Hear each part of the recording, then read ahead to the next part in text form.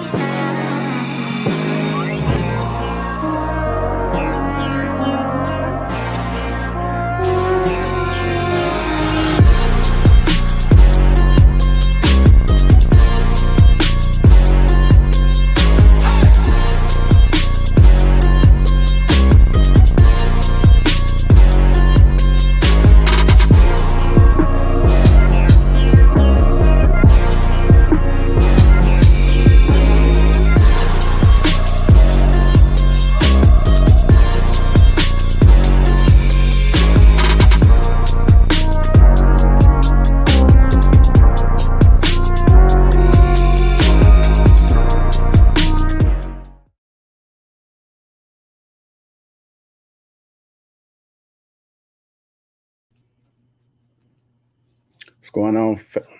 What's going on, family? How y'all doing? Welcome to King Talk. You guys hear me okay? Yeah, we Yeah, we can. good. Yeah, we Yep, can. pretty good. All right, let me go ahead and introduce the crew. We got Trigger Mike, Sir Hell, Trey, Smooth, Purple Pill Pod, Sean Antonio, Hink in the basement. Shan should be pulling up, and I think Jay Stanza. Me, myself, and Lapeef J. I welcome to King Talk on the Lapeef Network. How you gentlemen doing? Good, bro. Good. It's all Doing good. It's always all good. Hink, I see you posting more, man. Man, I'm trying to do something. I'm trying, man. I'm trying. Okay, I say ain't nothing wrong with it, man. See you being active is what they call it. You just being active out here on these social media. Well, it's good to see you, gentlemen. Shout out to the sponsor again, Teach Hanley Uncomplicated Skincare for Men, 30% off along with a free gift. Let's make sure we click that link and fill a Teach, as I always say. Let me see who we got up in the chat. Angela Swift became a member. No, she's already a member. She's 1 month. I don't know why it's highlighted, but it says How Lapeef Networks. What's going on?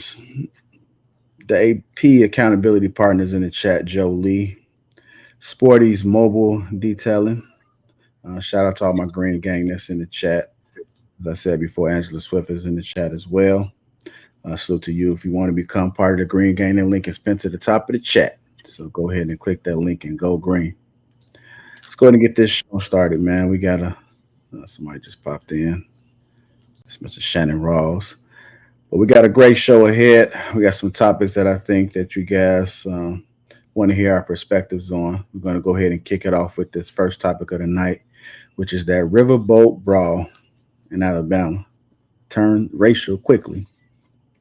I'm not going to play the video. Of course, you guys know it's been getting flagged left and right, depending on what you play and how you play it. I don't want to take those risks or those chances, but I do think it's a hot topic, and I would like to get you guys taken. I'm sure the audience would appreciate to hear what you guys got to say. Do you guys actually know what happened? Is anybody following? Do you not care? So you know what's going on? I was listening to a little bit of TLA show today, and apparently everybody thought the black guy that was getting attacked was a security guard, but he was the co-captain of the ship.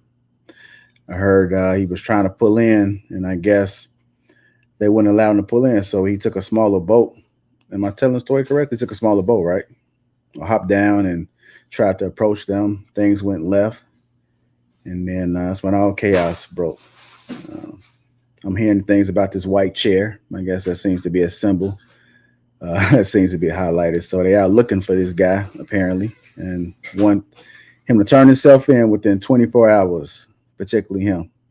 And I think TLA kind of played it pretty smooth. He was saying that somebody gotta go to jail. Somebody got to be that one person that has to take the fall for all of this.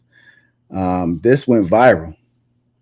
It went viral. So, a lot of politics is going to be played in this. They're going to handle this situation with care. What are you guys' thoughts about it? I'm going to go ahead and go to you, Sean. Go to you first. I see you nodding your head, man. You've been following the head. Man. You over here like the black TMZ. Gee, let me tell y'all something, man. A wise man once said, it was a Greek philosopher. I forgot his name. He said, "Run up, get done up," and that's exactly what happened. You run up, you get done up. Explain that one again. This great Greek philosopher from the 19th century. Okay. Yeah, Aristotle Jenkins. Aristotle Jenkins said, "Run up, get done up." Look, Buddy was just doing his job, and they thought it was sweet. They said, "You know what? We're gonna beat these niggas up.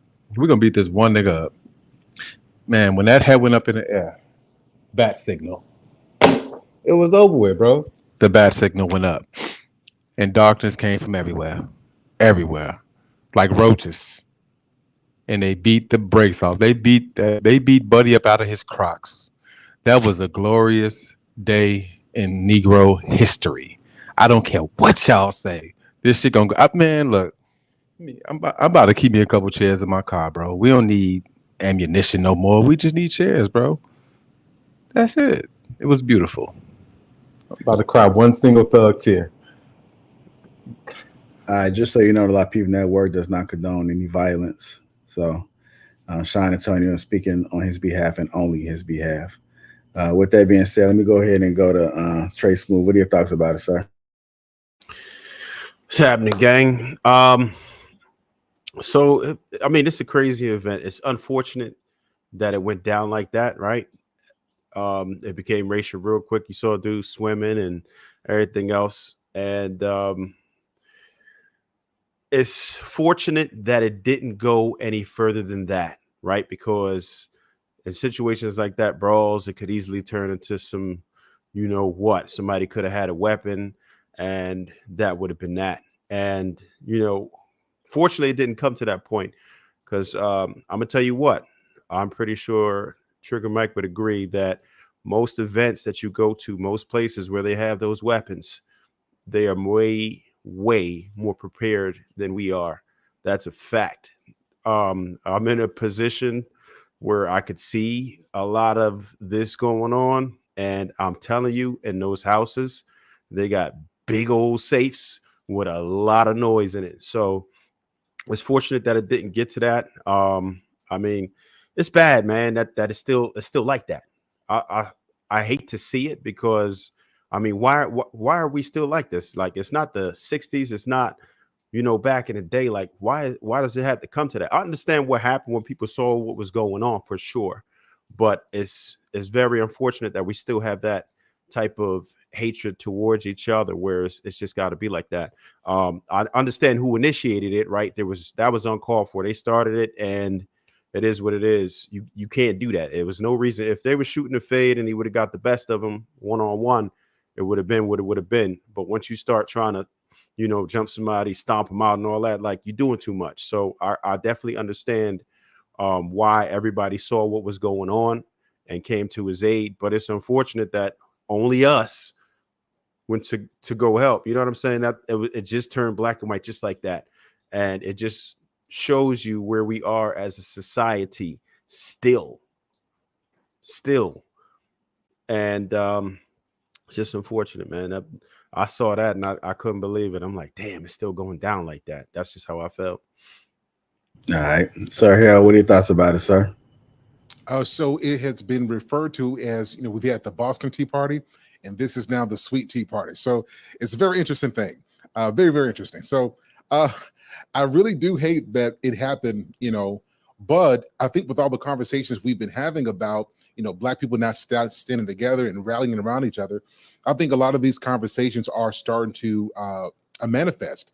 And I think that in this instance, it was, instead of us trying to wait to see what's going on, instead of us having the phone out, a lot of Black people moving into action because you can kind of sense when something is just wrong. And I thought it was good. What I dislike about it is that, right, it turns racial real quick, and that we're in 2023, and in 2023 we're still different with the same types or different forms of, you know, these racial undertones. But if I'm just being honest about it, I was very glad that I didn't see as many people with their camera phones out saying, this is terrible. This is a horrible thing. I can't believe this is happening. Somebody called the police, recording on their phones. You know, people instead, you know, jumped into action to go help this brother. And I think that was a solid thing to see. So I'm in a way, I'm very proud to see my Black people not just standing around watching someone be assaulted, but they're stepping in and assisting. I was proud of that. All right. Purple Pill, what are your thoughts about it, sir? That was one of the greatest moments in internet history. The chair meme will go down in all history of memes. The pictures I've seen, I've never laughed harder in my life. I mean, this is one of those moments that everybody's always going to remember. It's gonna really make people think twice, I think, before doing some stupid shit. Like, sometimes these type of things have like good repercussions and like puts people in check and like makes people not act stupid anymore in the future over dumb shit. So I really hope that like a lot of people just get a wake up call and kind of just realize, you know, there might be a giant boat of people watching if you do something stupid like that. Yeah. But yeah, I mean, I don't have a lot of opinions on it. Honestly, I'm just very happy. I'm happy for the Black community that like what Sir Hale was saying, came to, like, it was nothing. Like, that guy swimming across the bay to get there. Like, that shit is like determination right there. And like, you just don't see that with any culture, honestly, today. at all. So like when you see that happen, it's just like it brings a smile on your face because it just doesn't happen today that often.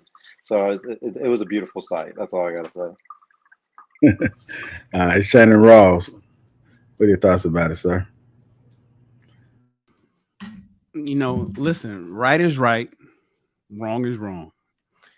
And there's not too many white folk that was supporting the white folk.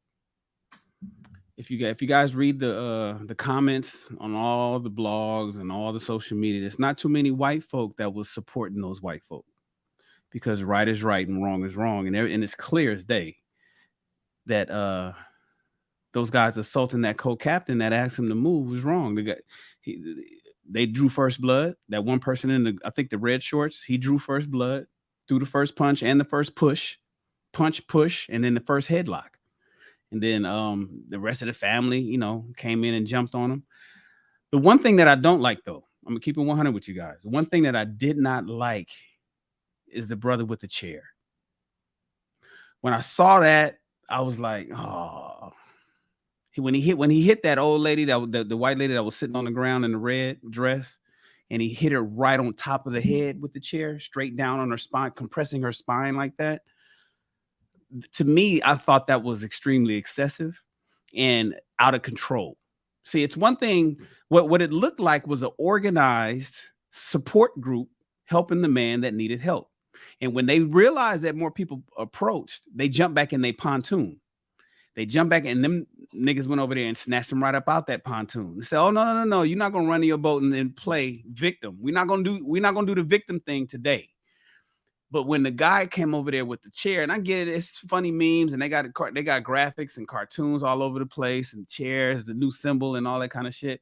But when you look at his rage on when he hit that one person with the chair, and then he ran over and he hit that lady that was on the ground with her hands down. Now I think she was getting in a fight because I looked for her. I backed it up and looked for her, and she was getting kind of a scuffle with another sister. And that's how she ended up on the ground. But for the brother to see her and say, you know what, basically, I'm gonna just walk over here and smash her in the head with that. I didn't like that. I ain't like that. And I think that's the one guy that they're looking for. I think you know, street justice probably is what the police is considering. And there's been no arrest that, from what I understand, but I think they're looking for him. And to be honest with you, rightfully so, because he lost control, and he didn't need to lose control at that point. But that's my point. That's my thoughts on it. Okay, I like that. Well, brother Hink. Yeah, I don't think it's a racial thing. I think it's, you know, Alabama fans going against Auburn fans. Roll goddamn tide. That's exactly what it was. I mean, it wasn't racial. The motherfuckers, they had that War Eagle flag on that goddamn boat. They told them move that bitch. They didn't want to comply, so that's what happens. No, but all serious, man, look. Hey, I'm just glad that young boy could swim, man, because that dude jumped in the water, man. I was just hoping that motherfucker didn't drown. Nothing tragic happened to that boy, but he got across that water just in time to get up and get some of that action. Now, what I didn't like is seeing that women involved. I mean, look, ladies, I don't know why y'all want to jump involved and fight with a bunch of men. That makes no sense to me. Because let me tell you what's going to happen if it was me. Ma'am, I'm going to forget you a woman. Because now you put yourself in a man position. And so there's no rules in fighting. I don't know about y'all. This ain't boxing, it's fighting. Ain't no rules. Everything goes. And if you jump in, you'll get treated as such. Now, it's just unfortunately, she got cramped with that goddamn chair. It's unfortunate, but she jumped into the fight, man. So you got a piece of that. And so, Shane, I know you said it was out of control. It was all out of control. Once the fight got started, it was total chaos. Nobody had no control, you know, and I don't think they really cared because the police was right there on site. It ain't like they wouldn't, they had to call them, they had to wait about 20 minutes. No, they was right there on site. They sit back and watch. And they really didn't get themselves involved too much until that chair came into play. That's when they got a hold to it. And so I'm trying to figure out why they looking for this dude. They had him in handcuffs. Where the hell did he go? He just cuffed him up, didn't just let him go. I mean, right then and there, they should have pressed charges when they had hands on him, when they had him cuffed up. Why didn't y'all take him down to the station, get him processed, and if they decide to press charges and go from there? But at least you had him, but you let him go. Yeah, that don't make sense to me. You know, again, ladies, don't be involved with yourself in the fights. You let them hard ankles take care of that business, and once it's over, you go get your man, wipe his face off, you know, give him a drink or something, ask him, is he all right? And keep it moving. I mean, you get there trying to swing hands, and then some of them women was hitting the dudes. So I mean, what are you gonna do, man? You know, some of them young dudes, they don't care if you're a woman or not. Oh, hey, like me, okay, I might, okay. Look, girl, you better go on about your business before I choke your ass. Them young cats, man, they gonna kill her out. They ain't gonna give a damn about her being a female. She got a split. They don't care. So yeah, ladies, stay out of the fight. Let them dudes do what they do, and then, you know, gather your man later. If I'm not mistaken, I think the two officers, at least that I saw, was handcuffing them was brothers, right? I think. Yeah, I think they released. From what I understand, they released everybody. Okay. Yeah, it was brothers that wrestled him down. From what I understand, though, they released everybody because they couldn't. It was so many people, and there was so many people accused, so many witnesses accusing the people in the pontoon, and it was considered self-defense. I think the police let everybody go. I mean, so that chat was self-defense. Yeah, no, it wasn't. But you know, and if you down at eye level, you don't know. I mean, everybody gonna say, no. Did you see what he did to him? No, he was just protecting and blah blah. So listen, I don't know. But that's here's still a question, weapon, though, Jr. Do you think? See, the racial thing that you guys brought up, even Sir Hill mentioned it, the racial piece. The question is, if that was a white co-captain that came over and said, move the boat, and say he said it aggressively. Say a white co-captain came over and said, move your fucking boats. You know, get your boat out the fucking way. We're trying to move. Say he said it aggressively. Do you think those white people would have did the same thing? My honest opinion, it'll probably be a hard no. It'll probably be a hard no. And like, I just experienced some stuff this weekend, so yeah, you know, it's still out there. You still have people that just, they don't care. You know, they think they powerful. And even if it would have been a one-on-one fight, it would have been a one-on-one fight. Even if somebody had a problem with it, they wouldn't have jumped him. Yeah, like I was kind of surprised that they jumped him. I mean, I wasn't expecting. I didn't know what was going on. I think I first was scrolling and I seen it on Sean King's page, and I'm like, "What's this? Like, what's going on?" I just kept seeing and hearing about it. It was like total chaos. I had no idea that guy was a captain. Trigger Mike, what are your thoughts about it, sir? Oh boy, man, listen. I'll say like this, since everybody wants to take the entertainment side of what happened, and I agree, it was really entertaining. But I always look at these type of altercations not only by what happened, but what could have happened. Same thing Trev Smooth alluded to. All right, so one thing I think we need to start doing as a society in general with these type of altercations is realizing that everything is going to end up on camera. So now, no matter what you think you're doing, no matter if it's justified, you need to understand that you are on candid camera, and however it looks on camera, that is what you are getting the penalty for. So that's the one thing we need to understand in the basis, right? There is a public opinion, and then there is law, fact, and what can be shown on camera, right? So, damn, who the hell calling me this late? All right.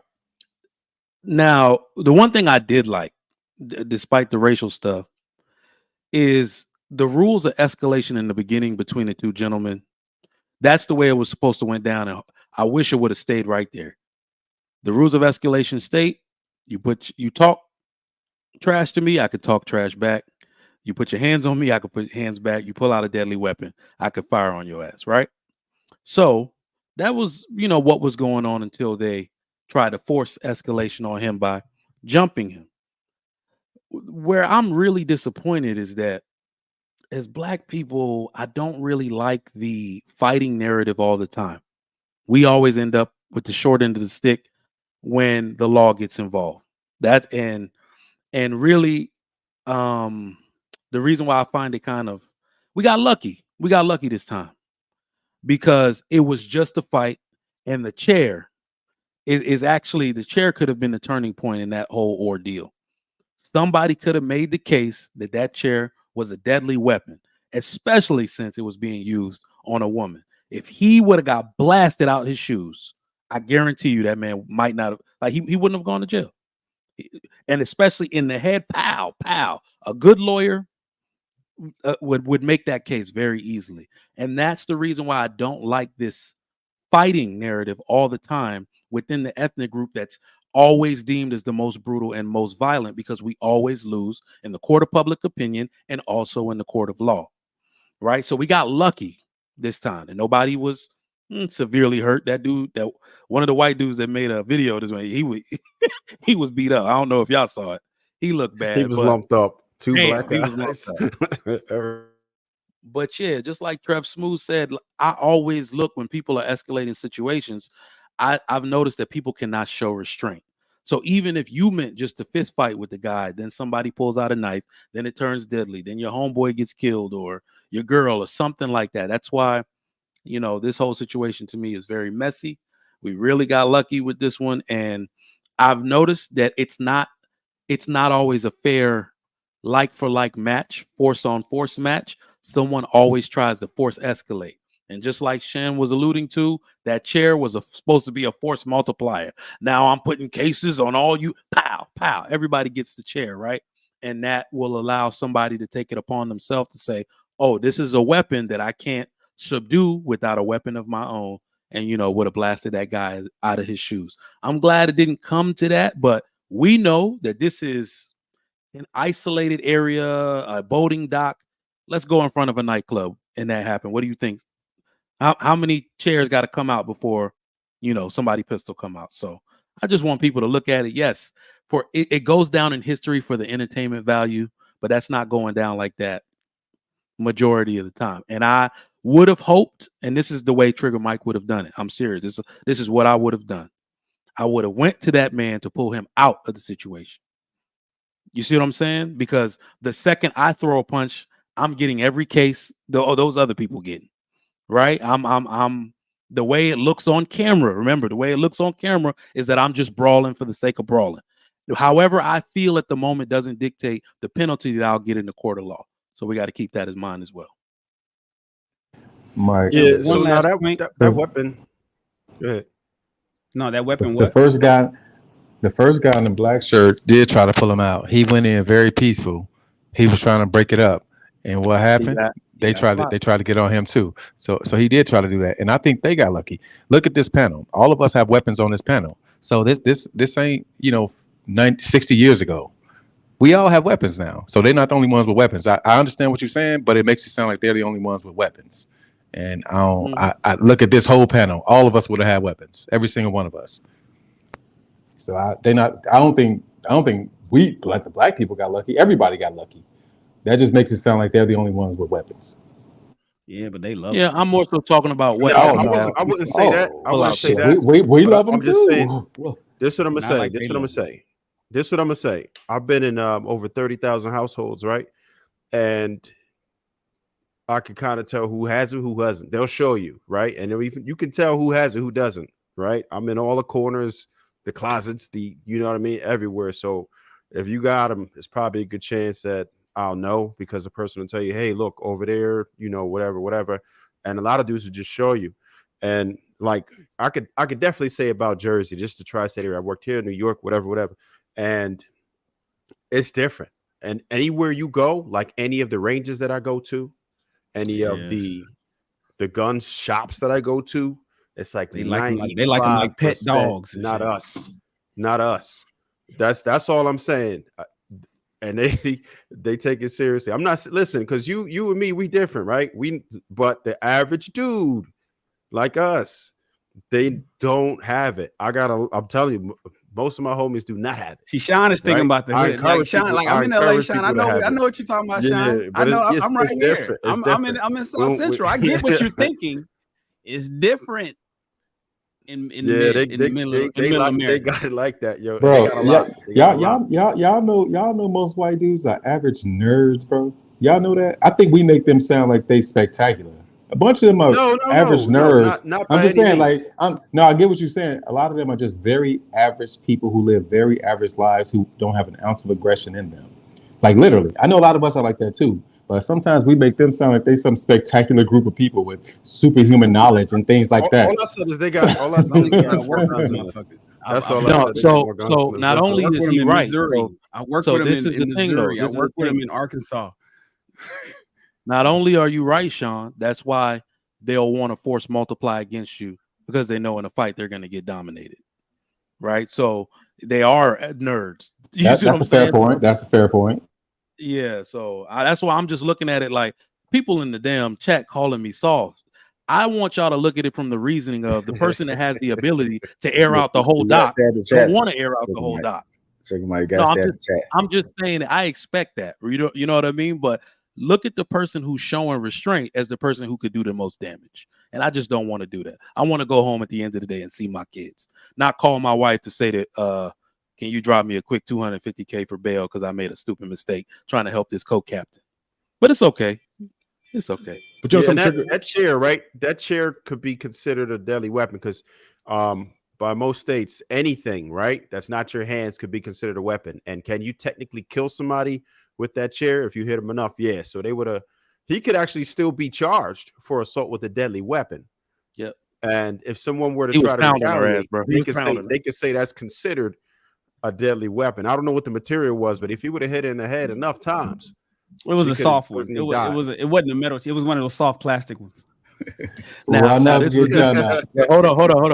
this is a good discussion for what's going to go down in court. Do we know that he was able to discern that it was a soft plastic chair while he was? They would. That's what I'm saying, man. They're going to lambaste him in court if that goes, the wrong way. I just don't want to see that happen. All right, let me get Sir Hale, and I know you wanted to say something. Go ahead, Sir Hale. No. So I'm going to say this, and I'm going to put it out there. Black people are expected to show restraint in every situation, no matter what it is. If we get into a fight, we have to show extreme restraint.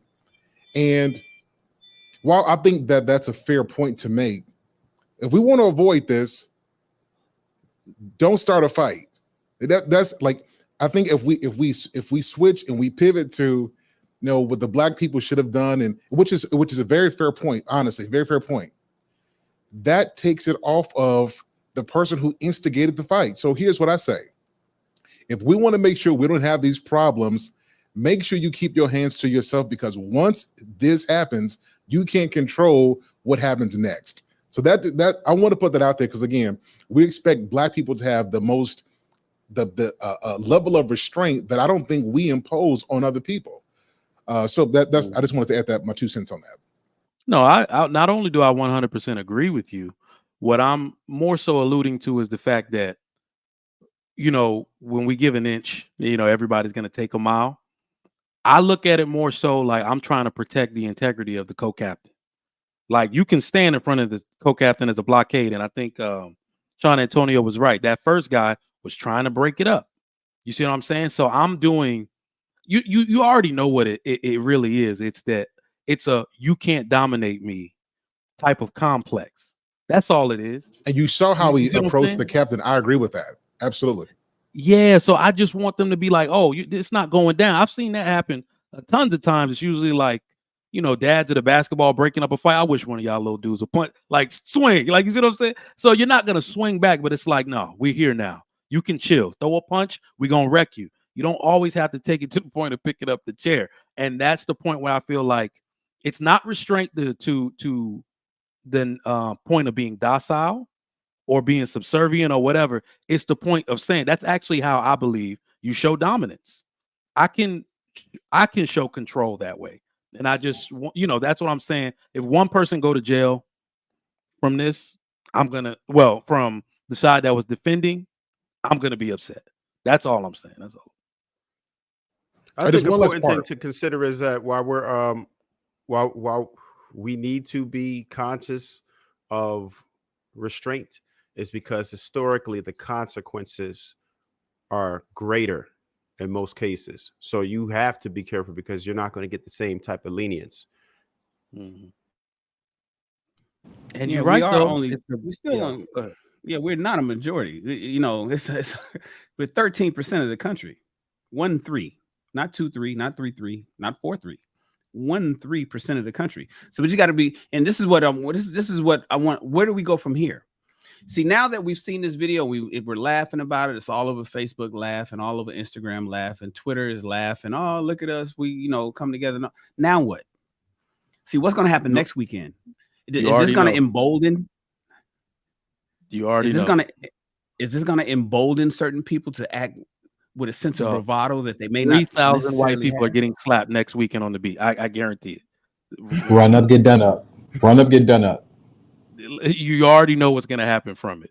You are that's why I'm saying it's like you know there are some people who will skew the message and take it to the extreme. You know, people getting slapped left and right next week. I just hope that doesn't happen, Trigger Mike. Absolutely. It's absolutely gonna happen.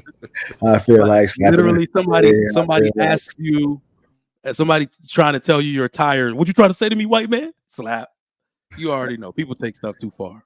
But let me ask you guys this question real quick. Do you guys think that? So, I think the fact that there are white people who are being very vocal about this, to me, is it shows that times are a little different. Where in this situation, it wasn't just black versus right. This one was what Shan said earlier. It was right versus wrong.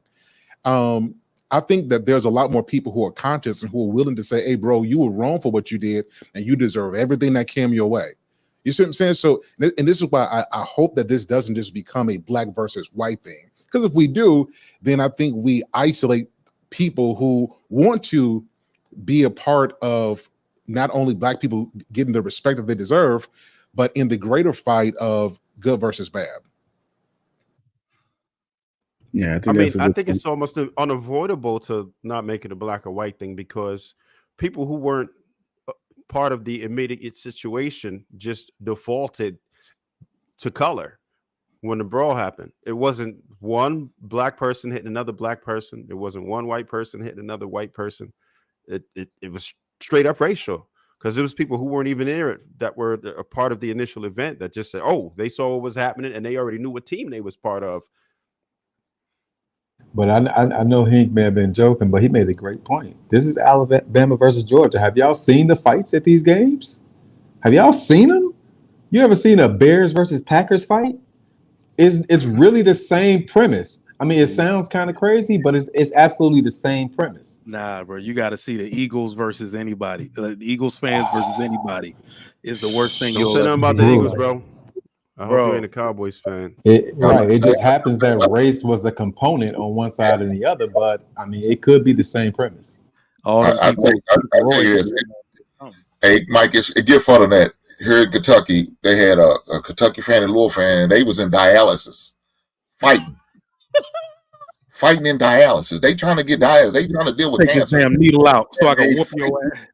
I'm like, God damn. But yeah, again, man, I just hate to see them women get involved in the fight. That's the worst part. And they had to suffer consequences, because a couple of sisters came down there and was whooping that woman's ass, then threw her ass in the goddamn water. You know, she probably should have stayed her ass in the water. That's probably the safest place to be, truth be told. You know, goddamn. Man, y'all was watching there. I'm about to go back and see all this. So somebody got thrown in the water. Oh, you know that he got thrown in the water? I know somebody got thrown in the water, and then the guy, I didn't know that guy actually got part of that. Two people. Yeah. Well, yeah. I'm gonna go back and take a look at it again, man, because every time I see a video, come back to it, it's taken down. If you guys just tuning in, welcome to King Talks. Make sure we get the likes up. Also, make sure you subscribe to the channel. We do have a few super chats. Let me go ahead and get to them. That was earlier. The Will 999 says 4 dudes run up on me, regardless of race. It's going to be a lot of singing and flower bringing. Too old to be fighting, y'all fools. King Spark 57.99 with the 999 super chat says range and combat are two different things. Hey, JR, you said every time you go looking for the video is being taken down? No, just me scrolling. It like yeah. I mean, You can find the video, but every time, because I'm not watching it, I had the area I'm in right now was kind of sketchy with the internet. So every time I try to play it, I have to go back. And then when I go back to the person's page, okay, all right. I don't Because you see know it. this conspiracy theorist to me was starting to kick in, saying, "Oh, interesting that video is being removed, being wiped from the internet. Of all the fight can find it- videos being cleared off the internet, I wonder why that particular one is being cleared off." But okay, all right. So you can find it on regular social media, but YouTube has been going hard on scrubbing it. Like if you go to Facebook, Instagram, all that, you can still find it pretty easy, but or definitely Twitter for sure. Twitter don't care, but YouTube, and they've been digging all day. I know a couple people who got their joints wiped. Yeah, And it was comical until the chair. Yeah. This is a related question. Do any of y'all have a daily routine that you kind of swear by? Certain aspects of your day, just a routine in the morning or anything like that? Absolutely. Does part of that routine say, I'm gonna get hit in the fucking head with a chair today? Imagine waking up. Who wakes up? You never wake up and plan to get hit upside the head with a fucking chair. It's why you train yourself in life, and that certain things are inevitable. And in this case, it's still true that if you fuck around, you're gonna find out. It's still true. I did see in the chat, Angela Swift said I skipped a super chat. That's the only thing that I think I see. It says Lapeef Network. I know I got that at the beginning of the show. I'm not sure if you caught it or not, but it's the only thing I'm seeing. If I missed anything else, which I don't believe I did, then just let me know. And I'll go ahead and put it back up there. Again, hit that like button. Also, make sure you subscribe to the channel. Share the stream. Go ahead and share the stream. Do that as well. I do want to brush a little bit and talk about this Tory Lanez being sentenced for 10 years for shooting Megan Thee Stallion. We ain't got to spend too much time on it. If you care about it and want to say something, then please do. Free my man, Tory Lanez. Free the real, man. Yeah, man. Free to do, man. So this is actually, I was going to talk about this on my show tomorrow, but this is interesting. This is all I want to say on it. There are women that I know in my personal friend group that were all on Megan's side and all of that stuff. Today now saying, oh, that's too much time. No. Oh, don't give them 10 years. What's going on? And it to me, I don't even know the word to put it around. You know, it's like people love participating in the gender war, not understanding, not practicing any foresight to understanding that these are real consequences that men usually have to deal with. Right? It becomes real for you once the sentence is given. It was crazy to me how many people I was reading back to back to back saying that. You know, and this particular case in general, I think is just one of those for the record books that this is a trash ass culture. It's all included. It's all relative. It's all a part of trash culture, hoe culture, toxic hip hop culture. Everything together is all becoming too much that you have to see somebody that had so much promise. Literally, the dude is musically next level dude. Get his this is a fatal blow to his career, to his family, and now you understand that his family has to go through all of this, and now you want to be remorseful. It just shows that this is what happens when you participate in it, and we're given too much energy choosing sides and all of that type of stuff. This was real from the beginning for me. I knew that he was going to get real consequences like this, right? So I just want people to really understand what they're asking for when you're reposting all these memes, because it's really funny, right, to take the side of a woman for some of y'all against the black man, but at the end of the day you realize like, oh damn, this don't hurt nobody but us in the long run. But that's all I got. I want to say Stoicism teaches the development of self-control, gentlemen.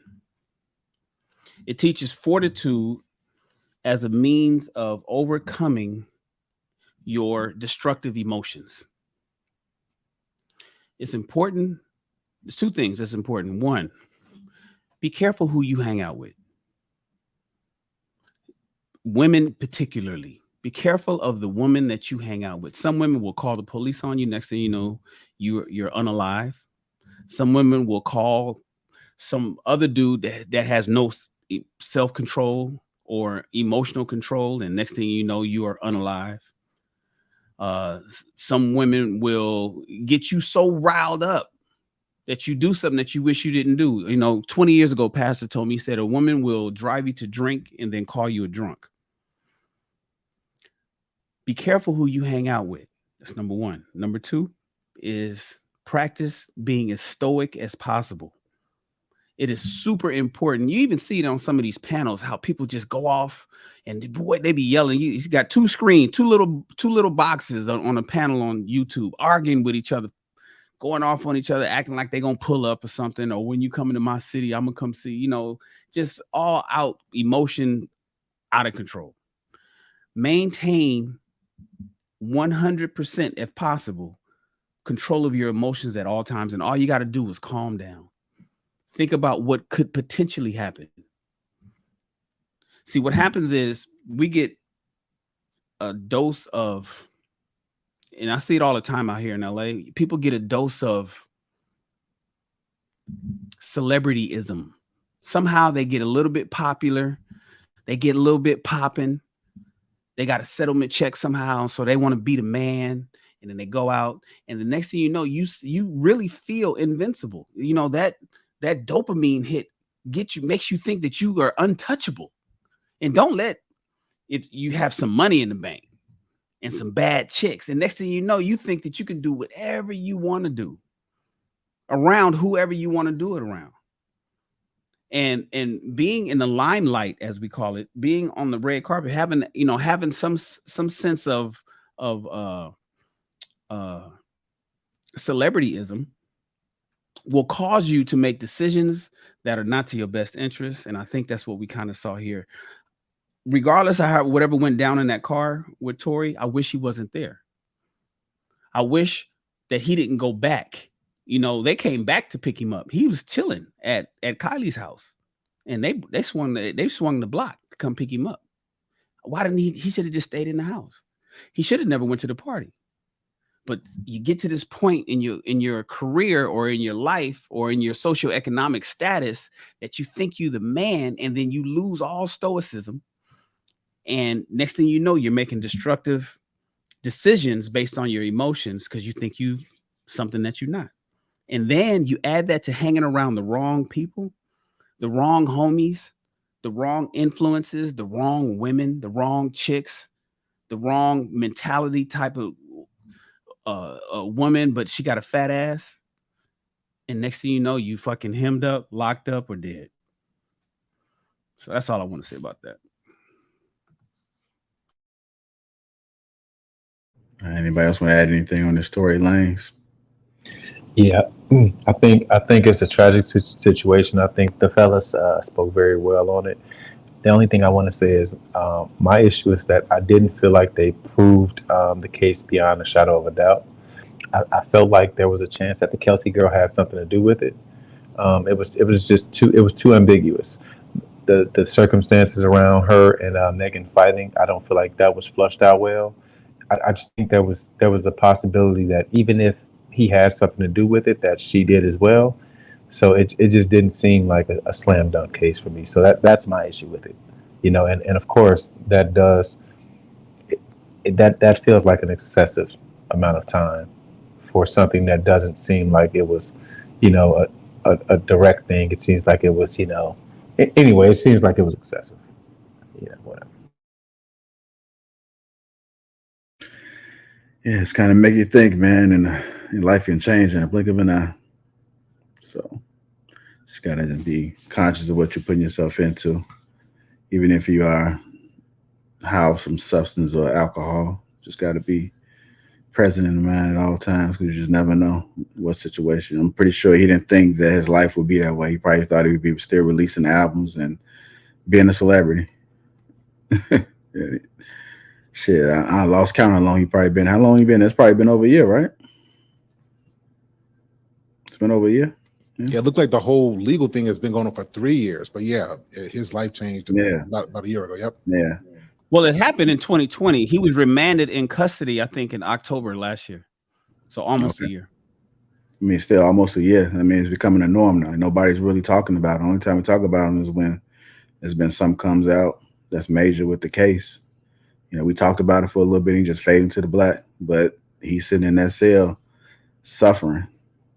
But we'll never know the whole true story. So hopefully, you know, something breaks for him. Maybe he'll get a retrial or something. I'm gonna go ahead and keep it pushing. It's not like he could have just up and said, because then it would have been perjury, and it could have even been worse. So, like, say he would have up and said, "Okay, you know what? Fuck that," and he would have just snitched. One, he would have, you know, this whole non-snitching fucking thing would have just came back on him because he was trying to be like a street gangster R&B singer. So if he would have just said, "No, it was her. She did it. I saw it. Fuck everything else I said before," that would have ruined this case. It's almost like he went with what he went with, and he had to stick with it no matter what, even if he knows that he didn't do it. So even if it was Kelsey, we know it wasn't the driver, and it who was the bodyguard, right? Because the driver was the bodyguard, Meg was in the front seat, and he was in the back seat with Kelsey. So who was it? And I don't even think the driver fucking testified. He never even went to court. And Kelsey, I think, testified from a distance, and then she was never called. So it was just basically between him and her, and even though it was inconclusive based on the DNA on the weapon itself, even though, and that was his point. He was like, yo, it's inconclusive, which is ultimately saying it wasn't me, but that doesn't necessarily mean it wasn't you. It just means that they can't tell who it was. That's what the inconclusive part means. Man, but if he would have just said, "No, fuck that, it was her," because she was jealous that I was smashing, because he was fucking both of them. You know, he was smashing both chicks, which is crazy to me. Like, come on, bro, chill. But this is one of those. What he was doing. This is one of those things where I've had numerous frat brother lawyers, high power lawyers, tell me, just like Sean Antonio said, a good lawyer is not trying to win the case, because all you have to do is create reasonable doubt. That was the biggest case of reasonable doubt in a celebrity case. That was the biggest since the glove doesn't fit. That was the biggest case of reasonable doubt. They literally made a case that you can't just say this was Tory. It could possibly be somebody else. And they made an example by throwing all protocol out the window, just so they would not have to deal with the public backlash of not putting someone in jail for this. Yep. Did anybody remember hear that phone call? Remember, you know, did anybody hear that phone call he made from jail? No, there was that was the night of the incident. The phone call offering so he made a phone call offering, or a text message actually offering $1 million if they just say it wasn't him. That's number one. So that worked against him. But you know what sealed the case was that neighbor. There was a neighbor, the white neighbor that was outside, that watched the whole thing. He testified. That's what sealed the case. Yeah. That was the preponderance of evidence beyond a reasonable doubt that actually got him in the situation that he's in. But he gave conflicting testimony. Who did? Tory or the white guy? The neighbor did. It was a conflicting. He gave two different stories. No, I thought it was Meg that gave two different stories. He made a phone call to them. I think he spoke to the not Megan, but the other girl. He made a phone call, and it was recorded because it's from prison, of course, or jail, whatever. Whatever he was at, he made a phone call, and it kind of sounded like he admitted to it and apologizing.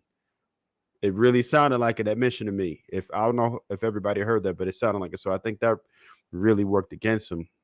But the time that they gave him, I think it's kind of harsh. I'm not sure, but I don't think he was supposed to have a firearm in the first place.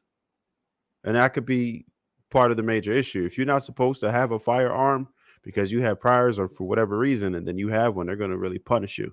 I'm not even sure. Damn it. Well, did they find that it was his firearm? I think there were so many what the F's in this case. I think that was one of they were like, whose gun is it? We don't know whose gun. Like, I was like, goodness gracious. Trev, that's a fair point. If they charged him with, if that was the charge that stuck, then what's that, 3 years? At 85%, you know what I'm saying? Yeah. That's okay. That's different than this 10 piece. You know what I'm saying?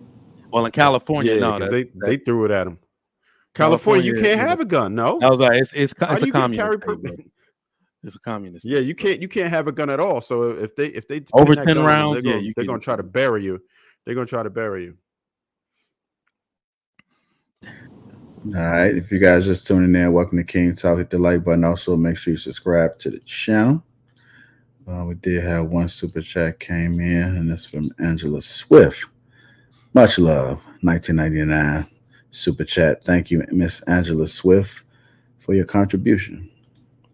Let's go ahead and keep it moving. Hit the like button, family. Moving on to our next topic of the night. Issa Rae says she's glad she became successful in her 30s. She said, I will be out here hoeing. Let me go ahead and play this clip.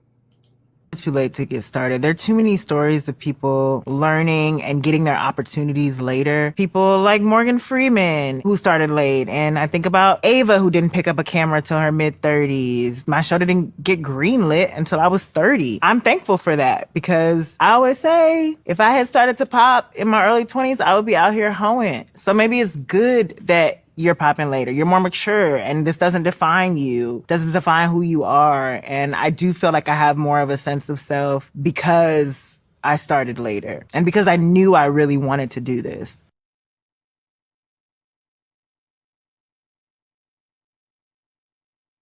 All right. Let's go ahead and dive into it. What Issa Rae said. I'm going to go ahead and go to... let me go to you first, Trigger Mike. What are your thoughts about it? They give anybody a camera and just let them say whatever, bro. This is crazy. No, nothing she said even made sense. You know, I'm very like to watch her ascension is great.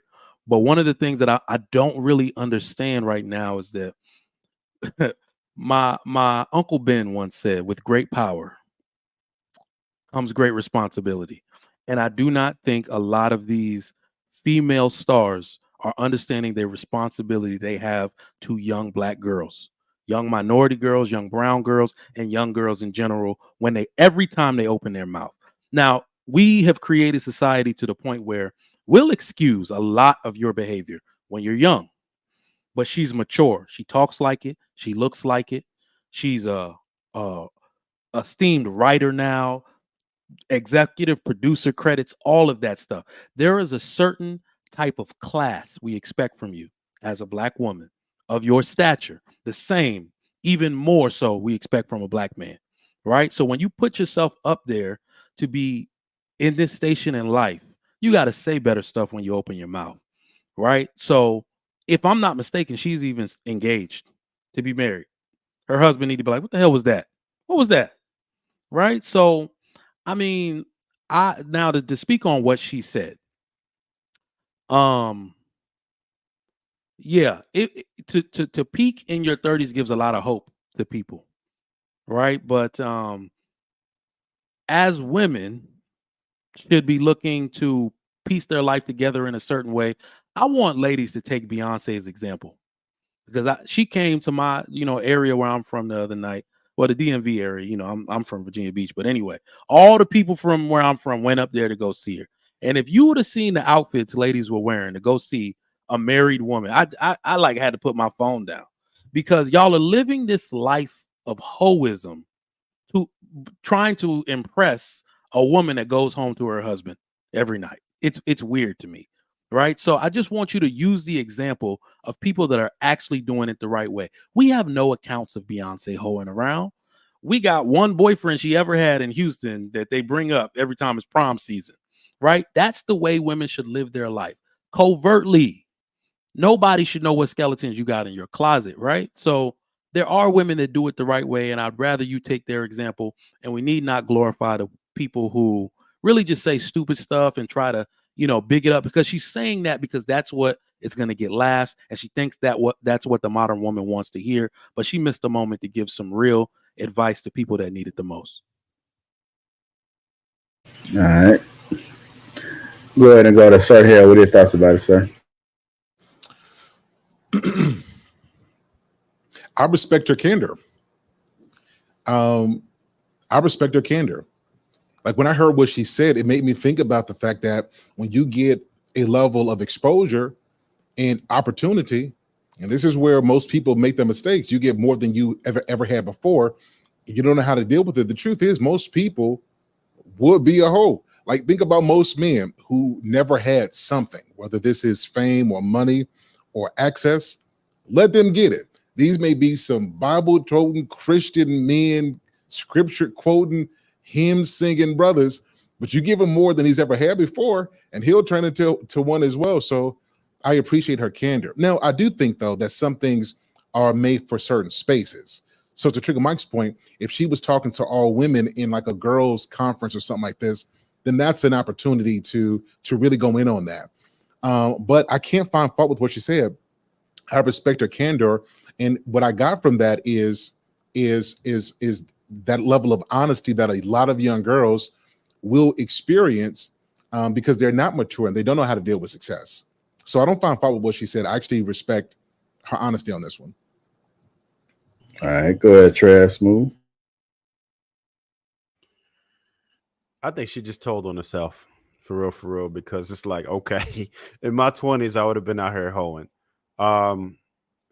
Newsflash, all women in their 20s have the opportunity to be out here hoeing. And if that's what you wanted to do, that's probably what she did. And she probably wouldn't want to mix the two. But yeah, I think she just told on herself with that. As far as the message, yeah, I think she missed the mark on that, because it's like Trigger Mike was saying, she had a great opportunity to kick some real game. But I mean, that's what she came up with. I mean, I get it, and I do understand the Morgan Freeman context, whereas a lot of people do get theirs later. Because I know for me as a man, it definitely works, because I probably wouldn't have been as responsible with certain things if I had them when I was younger, because I know exactly what I was doing in my 20s, messing things up, blowing it. So I could understand that point of it. But yeah, I think she was probably out there in her 20s. All right, we got Purple Phil.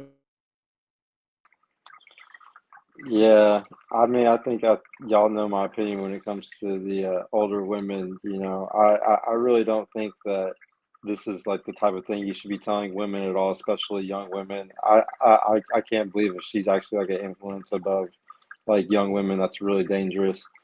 Because like a lot of these young girls are actually kind of successful. Like they're making kind of good money. Say like they're bottle girls or something. They're 20, 21 years old, 22, and they're making like $100,000 a year or more. They're gonna listen to this, and then they're instantly gonna think, "Oh, I should be acting like a hoe then, since I'm making good money." Like they're gonna want to act like how they think she would want to act, and I think that's just very dangerous. At the end of the day, this is why influencers are so damn dangerous today. And like a lot of y'all said, you know, I'm gonna pair the same thing. It's super dangerous whenever you have people like this that are influencing all the young people today. Um, I I really like how you brought up like the Beyonce things. I didn't even know that about Beyonce, how she just had that one thing from when she was younger and stuff. I'm really happy that I learned that, so I can use that example a lot more often, because yeah, she is a really good example. But it's really crazy how the girls scream all of her songs, but you know, like to be a single lady, but at the same time, she's, you know, wifed up and stuff, and she took her husband back after he cheated and stuff. So like she's an amazing example, but they don't prop her up for those things, like the things that make her a good woman. I feel like everybody props her up for like the stupid songs. All right, Sean Antonio, what are your thoughts about it, sir? Man, I think they hit it out the park, man, with these comments. Just really think it makes me think about guys that make it seem like, and at some point when I was younger, I thought this, make it seem like selling drugs is the only way out when you're struggling. She said prostitution. She intimated that prostitution would have been the way, would have been the thing. Not working fast food, not doing anything else. Your mind went to, you would have been hoeing. Like hoeing? Like that's the thing. That's the thing that you want to put out there. You not, and she's not a Nicki Minaj, she's not a Cardi B. She's somebody that we see as more wholesome. You know what I'm saying? Why would you say that? Why would your mind go to that message that you want to disseminate that? I'm disappointed in her because I wouldn't even think that her mind would go to that. And the way that I looked at her in my head, like that changes how I look at her. Maybe it was a temporary lapse of judgment, but it was a terrible fucking lapse of judgment. And I would hate for my 16-year-old daughter to hear that. Prostitution or hoeing is not an option. Just like for young boys, selling drugs shouldn't be an option. Robbing people, scamming shouldn't be an option. So I think that was a dangerous message, like all the guys said, and I'm definitely disappointed. All right, brother Hank. Yeah, man, I don't understand what the lack of self-control she has. I mean, that's what it sounds like. Talking about I would have been a hoe if it wasn't for if she had got early success. Yeah, that makes no sense. So it lets me know you got that whole mindset, but you still got the potential to be a hoe. Just because you wasn't one in her 20s, you just maybe want to get a late start on the game. You got a little money, you're gonna be out there just doing what you do. Yeah, that. So question. So did she say? Because maybe I heard her wrong. It sounded like she was saying if she would have got success earlier, based on that success, she would have been a hoe. Yeah. So I'm thinking now she could be a hoe in her 30s. It ain't nothing stopping her. She could still become a hoe, an industry hoe, and if that's what she want to do, man, good luck with that, man. But yeah, that makes no sense to me. And like she said, she's spreading this message to other young ladies, you know, because she's on that Barbie movie, and she's going to be some type of influence on these other young ladies, and they hear about this like, okay, you know, if things don't work out for me after college, you know, I'm just going to turn up and continue to do what I need to do, you know. So yeah, that makes no sense to me. She's terrible. Yeah, and you know what this actually brings up. Let me just put this part in there. I hate the fact that we have no consistent representation for our girls. Put her poster up, gotta rip it right back down. You see what I'm saying? We need somebody who's willing to go the distance with the representation. Because the one thing they do know, and this is why I don't really let women, you know, they call me the gender war general these days in these streets. This is why I don't give women an inch, is because they actually know better. But they're looking, they get those two, they get the demon and the angel on their shoulder, and they'll choose the demon 90% of the time. They only choose the angel when it suits them, right? But they want to wear the halo over their head 100% of the time. You're right. So we need a consistent representation. We have watched ourselves lose every good role model for young girls in the modern day. Even what's the Bailey sisters? Not the one that's the Little Mermaid, the other one. Chloe. She went from super wholesome to straight trash. To straight like there was no buffer in between. Like wholesome girl with angel wings on her back to ass up in the air on Amazon Prime. Like it was crazy.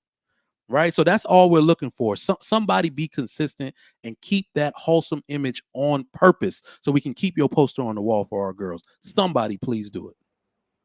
And the problem with that is even the women that we mentioned Beyonce, but she came to the Philly area too. And like you said, everybody came out dressed like her. So even though she's going home to her husband, right? That's not what she's perpetuating. All my single ladies and everything else, right? Nicki Minaj, the same thing. She goes home to her husband, but that's not what she talks about. Cardi B, spewing nonsense all day, right? Telling you how horrible you should be as an individual.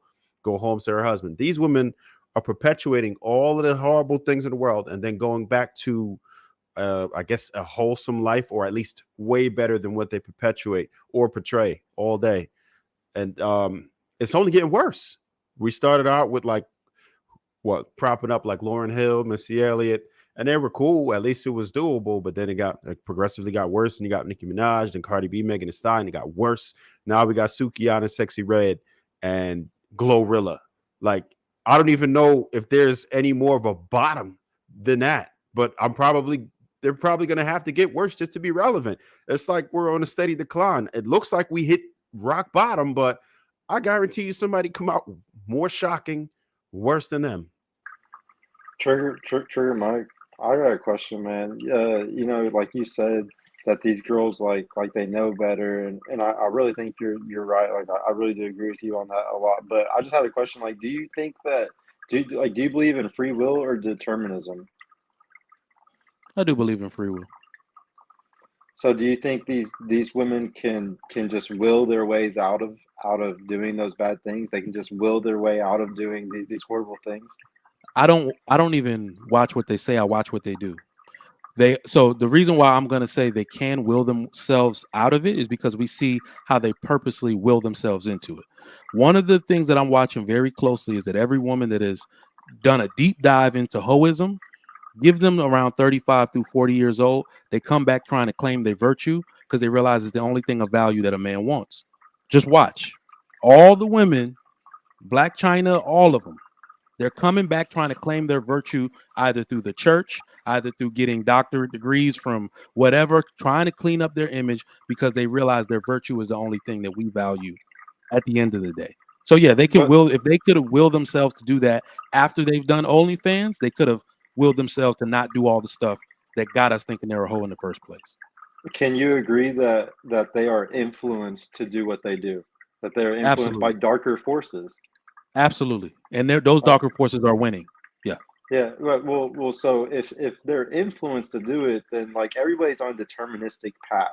Everybody actually doesn't have free will. This is something that I've taken a hard stance against lately, and I really believe in determinism now. And like a lot of these people, I don't think that they have a choice. Like it goes back to us needing to forgive our parents, like forgiving our mother, forgiving our father, forgiving ourselves, and that influence. It's a deterministic path.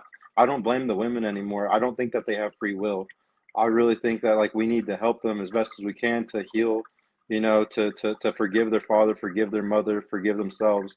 But I don't think that we can do it by telling them that they're messing up their free will because they're influenced by the environment, and we build the environment as men.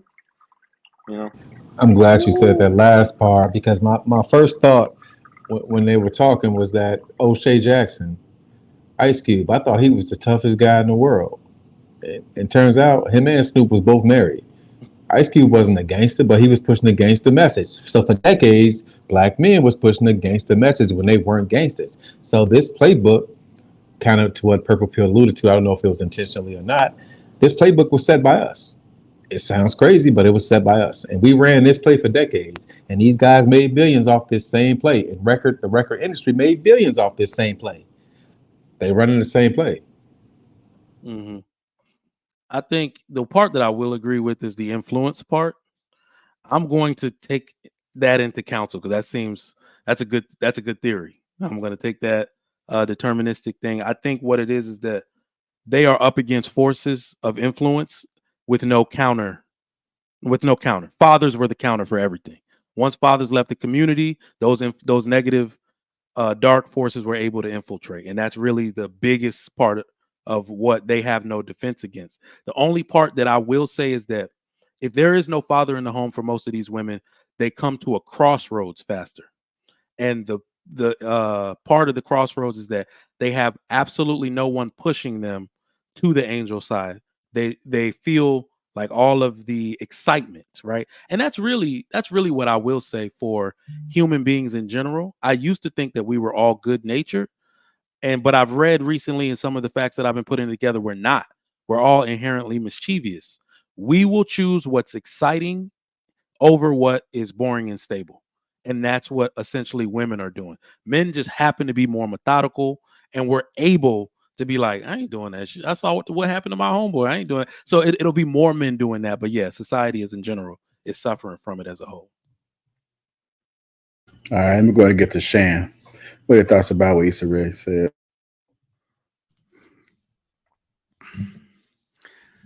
So first, Issa's the homie. We put that out there. Worked with her some years ago, back in the day.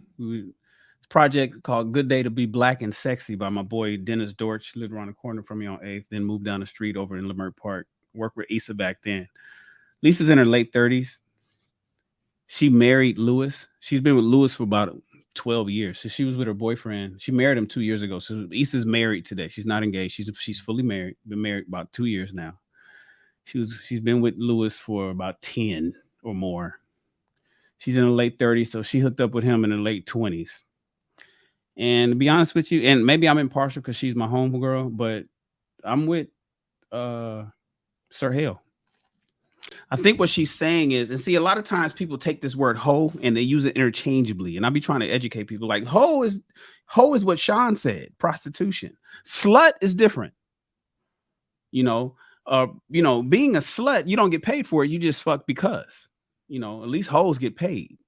But a lot of people say, 304s and hoes, and you a hoe and 304. And it's like, well, are you a hoe or are you talking about a slut? We got two different ones. And so if you a slut, it's just because you just misguided, don't know what you're doing. You out there just fucking motherfuckers and getting nothing out of it. Hoes get paid. So when Issa used that term, she wasn't necessarily speaking on prostitution. She was simply saying, and let me tell you guys, I've known her for 20. I've known her when she was in her 20s. Let me do it like that. In her mid 20s. She was really awkward. The name of her first show was Awkward Black Girl. She was awkward, bro. She wasn't out here like doing she was I don't want to say corny, but it's like nobody was checking for her like that because she was so focused on filmmaking. She was always shooting. She was always around. So the thing is, what she was saying in that video is, if I would have popped at 23 and got a deal with HBO like she did at 10 years earlier than she actually got it, then she would be speaking to exactly what I was talking about when we talked about Tory Lanez. And I told you guys, I'm out here. I see people who get this attention. They get popping for whatever reason, whether they get some money or whether they get a new a record deal or whether they just got a new, I've seen people that get a movie role and suddenly they think they Denzel. One movie role. Just 2 months ago, they were a PA on set. 2 months later, somebody threw them a shot, gave them a little side feature, and suddenly they everywhere at night with sunglasses, popping bottles like they balling. It's weird to see what stardom can do. It's weird to see what getting a little bit of fame can do to the human psyche, man. You guys got to see it for yourselves. It'll blow your mind. You'd be like, damn. And that's what we talk about when you say, "Oh, you hella Hollywood." You guys say it. You know the term. Why are you acting Hollywood? That's a real thing because some people come out here, especially people that's not from here. You get people that's kind of, we call them implants. They come to California to make it big or to strike out and try to become somebody. And if they get a modicum of success, they can go Hollywood. It's like a drug.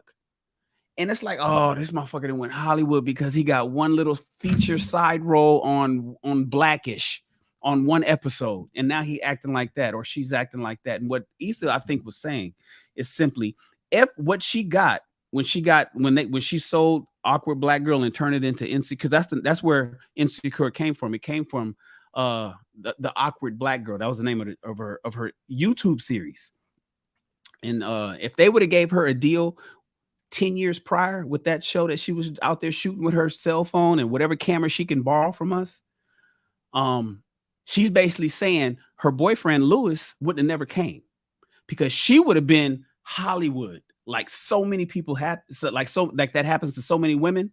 And then she would have took that fame and that fashion and that flair and those lights and those opportunities and all those meetings and being on Paramount Studios and Sony Pictures or Universal or Fox or wherever studios that she would have been rolling around in, and she would have been out there being a slut.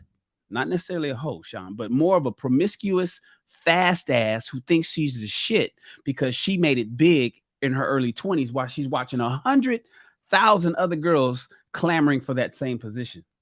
And what I think she's saying is because she didn't make it big and she just grinded out and she wasn't in the clubs. She didn't party with us. She was just always trying to figure out how to edit and shoot. And then work, because she had a job somewhere. I don't know where she worked, but she was working. And then when she wasn't working, she was shooting her little episodes and writing all the time. And because she did that for 10 years instead, and then she blew up in her 30s, I think she's saying, well, because that happened, I was a little bit more grounded. And I didn't do what I think I would have had the inclination to do if I would have been out there 10 years earlier. So I'm with Sir Hill on this one, guys. And it could be because I know her. And I watched her in her 20s. I seen her with my own eyes, or us on the same set together in her 20s.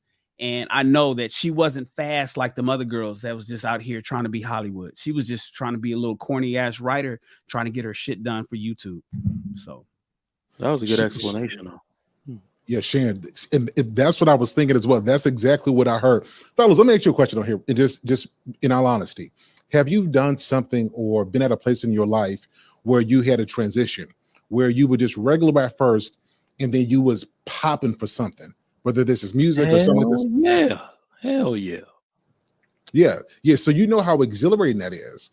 Like, so I'll give it real quickly. I'll say this. So I grew up as a youth minister. And so I would be preaching against saying, y'all don't be out here having sex. Don't. And I was a goody two shoes boy. Like I'm telling you, I was judgmental. Like I wouldn't like me if I wasn't me. And I'm being honest with you. And I remember I went on this college trip and we went like to the all of black HBCUs, bro. It was killing. Like HBCUs was, we went to all of them. And so what happened was we went to Howard University. And they brought all the schools into the auditorium to give you this, the black experience. You met women. Yep. I met, bro, I'm about to get here. Watch what happens. So we get in there and, I was a musician. And so my friends were like, you know what, let Ernest, that's my government name. So y'all don't make me lose my street cred by Ernest. I'm Sir Help. Don't put some respect on it. But they said, let Ernest go play the piano. So I went up there, played the piano with some keys. Now remember, I'm a church boy before. Don't have sex, be right, wait till you married. Well, after I played, I was about to get some. So it's funny. As soon as I did this and I got some attention, girls at the hotel room, and it's very ironic that my morality went out the door when I had opportunity. And that's what I'm saying. A lot of people, it's very easy to tell a person or to make them feel like they should be more when you've never been exposed to what they've been exposed to. So I say that to say I can respect Issa Rae for having that candor, because we teach our girls a lot about how to be good women, but we don't teach them how to deal with the onslaught of attention, which can be addictive. And I think Issa Rae spoke very clearly to that. And I got to give a man props for opening up that way. Sir Hell out here hoeing. Correction, allegedly. Wife, if you're watching this. One year in band camp. Mm-hmm. Changed my life, Shan. Changed my life. Yeah. No, I get it. That HBCU experience. I had a girlfriend going into campus. First day, I never called that girl again after my first day of college. Nope. All right. If you guys just tuning in, welcome to King Talk. With that like button. Also, make sure you subscribe to the channel. Shout out to the sponsor, Teach, handling uncomplicated skincare for men. 30% off along with a free gift. Feel that Teach, as I always say. Go ahead and get that Teach, Pat. All right, moving on to our next topic. I'm going to go ahead and play this video from the favorite woman that you guys always say that you love.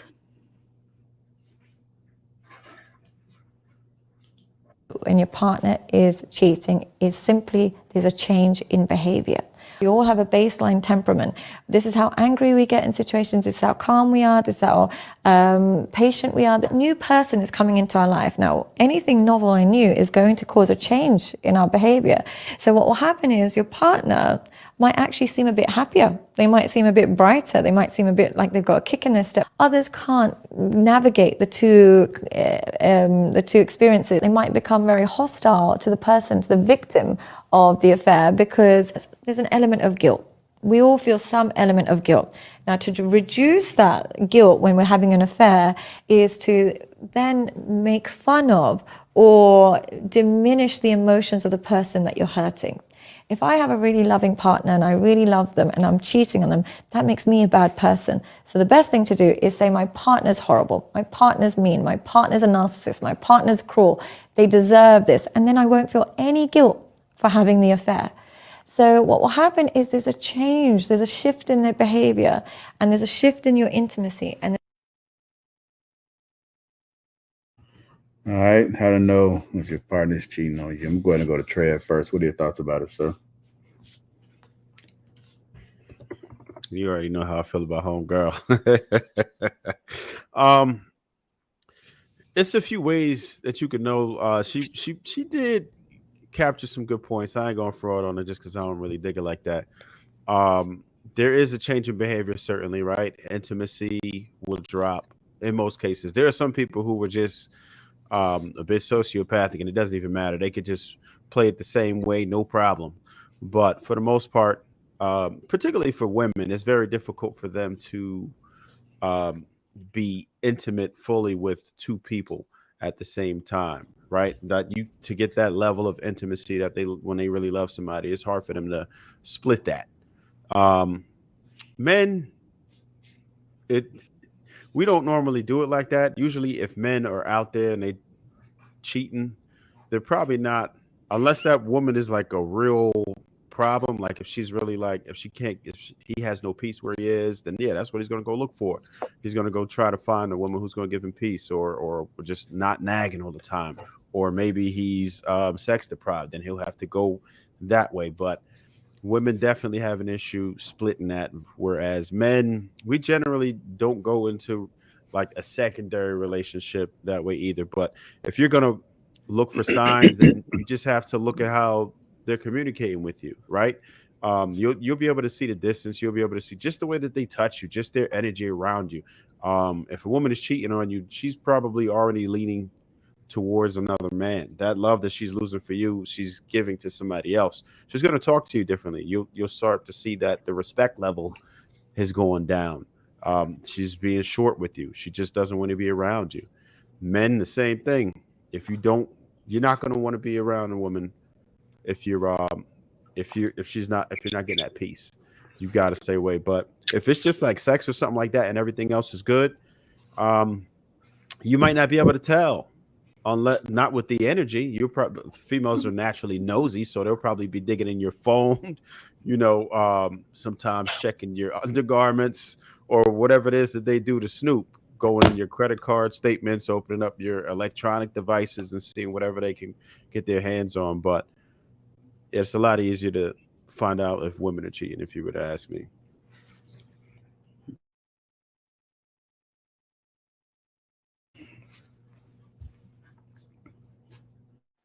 Go Hank in the basement. You said BJ, all right? Yeah, I say you, my fault, man. Okay, no problem. Well, I guess it depends on the woman. If your woman is the one who love to talk and have a conversation with you, all of a sudden the conversation starts to a little to none. I think that's a very vital sign right there. She's emotionally withdrawn. Is another way you know that your person's cheating on you. Like you said, like Trevor said, a lack of intimacy. Those are another good warning signs. Staying out late. All of a sudden she's working overtime. Normally she wouldn't dare work any overtime or stay late at the office or whatever the case may be. All of a sudden she's doing that. Maybe hanging out with her girlfriends more often or using them for an excuse or a reason, to kind of get away, whatever the case may be. Maybe another one be more girls trips than she usually goes on. So to me, those are all signs that, the old ladies stepping out and get some stray dick. Hey, go ahead, Sean. And I think, of course, once again, they said some great things. The things that scare me is just being honest, having been on the other end, being the guy that was, dealing with somebody's chick, what I'm saying, knowing how good some of these chicks are, knowing how long they can hide it, knowing how long they can be getting healthy doses of side nigga dick and be acting like everything is great at home. I think that's really scary, knowing that at some point, we each have a girl, and a lot of us have dealt with somebody else's girl, knowing that, you can't assume that, the chicks you were dealing with were just good at it. At some point, you have to entertain the thought that maybe your chick can be good at it too. You know what I'm saying? What's nice comes twice. Another wise man once said. His name is Benny Blanco from the Wild Hunts. But But yeah, I think the other thing that a person can make you feel optional. They can make it feel like they're almost doing you a favor by being there. And I think sometimes that's a telltale sign that I've seen in the past. It almost feels like they have one foot out the door at all times, like they're doing you a favor. And so yeah, it's a scary thing if you really care about it. Thank God I don't give a shit. Nice. Go ahead, Trigger. So I'm gonna actually disagree with Sean. Not an actual disagreement, because what I think is happening, because I'm developing a hypothesis about human interaction, and it's the same as Newton's third law of motion, right? So for every action, there's an equal but opposite reaction. So look at it as if you're cheating on your girl, which most of us have done, before we were married or whatever. We did not give two shits about a woman's feelings. We didn't care that we did it. We just care we got caught. And ladies, if you really want to understand, that's really how we feel about it. If you're not married, you're single, fuck you getting in my face for cheating. Okay. So I would say, as a dude, hindsight is always 20/20. I think most married men that'll probably leave their wife or the relationship deteriorated because she cheated, they will go back and be like, damn, I could probably see now where that started because of the way she was. What it is that women have built-in excuses to deny sex, right? They can blame it on natural causes, natural occurrences, pH imbalances, yeast infection. They have all this type of stuff to just make a man go, yuck, I don't want no parts of that, right? They can just delay, and more delay, right? It's not the same for us. If we delay, they know we smashing somebody else, right? So, that's what I will say. For most men that I've known have dealt with that, hindsight is 20/20. It's just that women are better liars. They're absolutely better liars. They can hide it better because men make far better side pieces than women do. We not saying that. We not calling that dude phone, right? So yeah, I'll just say it like that. But how to know if your partner is cheating on you? It's definitely an energy thing. So I have no knowledge of actually being cheated on by somebody that I was in a monogamous relationship with, but I do know what it feels like to be cheated on from my on and off girlfriend.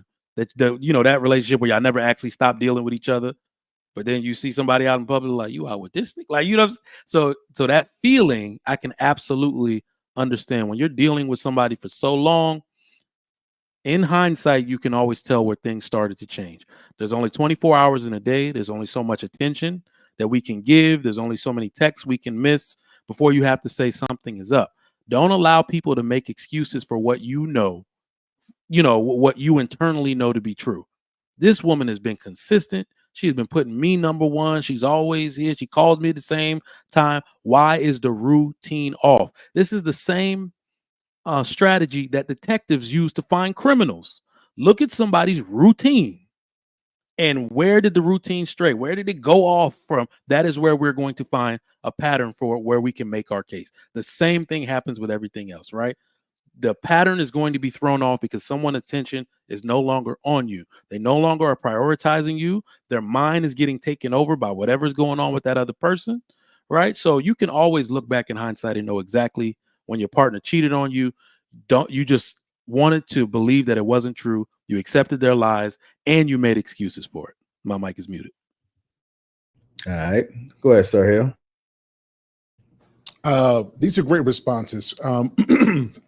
But I'm going to give you guys some of my research that I've conducted over a span of time. This is not empirical evidence, but this is something that I've accumulated over my years. Number one, if she paints her hands and her toes white, focus on yourself, bruh, she a cheater.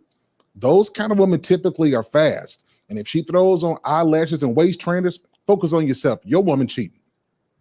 The big thing is, if women who are cheating, she disqualifies her man. This is a huge one that so many men miss. She disqualifies your efforts. So you show up to events that she asks you to. It's not good enough. You're trying to be a good father and spend more time with the kids. It's not good enough. You try to be a better listener. It's not good enough. You plan dates and dinners and outings with her is not good enough. Typically, when a woman is cheating, she has to justify what she is doing wrong. And if that means she has to lie to herself and disqualify your efforts to make herself feel less ashamed for what she's done, she disqualifies you and your efforts. The other thing is, a lot of men are conditioned over time. What do I mean by this? So let's say a woman is not going to be having sex with a man, and then next week it changes. Slowly but surely, that conversation with the other person or persons is 2023. Slowly but surely, the pattern changes. So you guys were having sex 8 times a month, and then it goes down to about 5, maybe 3. And then next thing you know, you're hoping to get some, and you're trying to figure out what you did. You were being conditioned over time to not expect it, but to appreciate it whenever she decides that you're worthy of having it. So you're being conditioned. So watch out for that. The other thing is her needs become unclear. So she's always mad, always got a problem. But when you ask her to sit down and talk about it, there's a whole lot of ambiguity there. She really can't talk to you and express in detail what's going on, because if she does, that gives you an opportunity to fix it. Well, she's cheating. She don't want you to fix it. She needs it to stay a problem to justify her bad behavior. So watch out for that.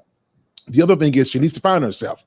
You know, she needs to find herself because, you know, she had your kids, and, you know, she's been a housewife, and she just needs to figure out who she is again. You know, she's been doing everything the right way, and she doesn't know who she is. She's probably on the verge of cheating. And here's the last thing. They always need affirmations. They just, everything that they listen to is affirmations about how beautiful they are and how great and wonderful they are. A lot of times when women are doing wrong, they need to keep feeding themselves lies to make themselves feel better about themselves, because their decisions really are making them feel like crap. So now this isn't empirical evidence, but this is stuff that I've seen over my years of experience. And I hope that you guys take that. My mic is muted. All right, go ahead, Purple Pill Pod. Shaw, you want to say something? Not the white toes, bruh. I love the white toes, bruh. White toes, I'm not gonna lie. White I toes. legit was like, let me go off Yeah, bro. real quick. White toes. Damn, they ain't In fact, safe either. I'll be right back. Shit. Nah, well, I would just say a guilty conscience can sometimes be a really clear sign, especially if the person's kind of narcissistic, or like if the girl has any cluster B disorders, they'll definitely sometimes be very guilty conscious about what they're doing, accusing you all the time of cheating, but really they're the ones that are probably doing it. I also think that if the girl doesn't want to get caught, especially those cluster B type girls, you're never going to find out. Like, they're going to hide it so well, you're never going to know. And another thing is, like, they'll feel like they're cheating on their affair partner when sleeping with you. So you can tell just when you have sex with them, because they'll feel so weird and it'll feel so awkward, or they don't want to do it at all. Like, and it's because, like, they literally feel like they're cheating on their affair partner. A woman can only really, like, be intimate with one person at a time, kind of, unless she's very weird and damaged. You just got to be careful today, because there's a lot of women that went through trauma at a young age. And I like, that's something that a lot of guys, I think, should be aware of as soon as possible. I've dated a couple of girls that, like, had a lot of, like, trauma at young ages, and that shit manifested later on in crazy ways. And it was something that I wish I would have avoided, but you can't even see it, because they're lying to you and they're lying to everybody else, like, the whole time. So I don't know. I really don't think that there is a lot of signs to know when somebody's cheating on you. Like I said, you know, guilty conscience maybe. It's really like somebody else said. I think they said, like, the energy, and that's the easiest way to tell. Like, the energy is going to be completely different. But also be careful though when you think that, because I think the novelty wears off in every relationship. I don't think that there's any relationship where the novelty is going to wear off, or the honeymoon phase doesn't go away. And guys shouldn't sit there and be insecure and think their girl's cheating on them just because y'all aren't fucking, you know, 8 times a month anymore. You know, like, sometimes women's libidos are different. Sometimes they only want to fuck 2 weeks after their period. Like, guys shouldn't sit there and just think, oh, since she's having sex less with me, she's automatically cheating on me, because that's something that I think a lot of guys get insecure about in the space. And it's not good to cause arguments over that shit when they're really not cheating on you or doing anything wrong. Okay.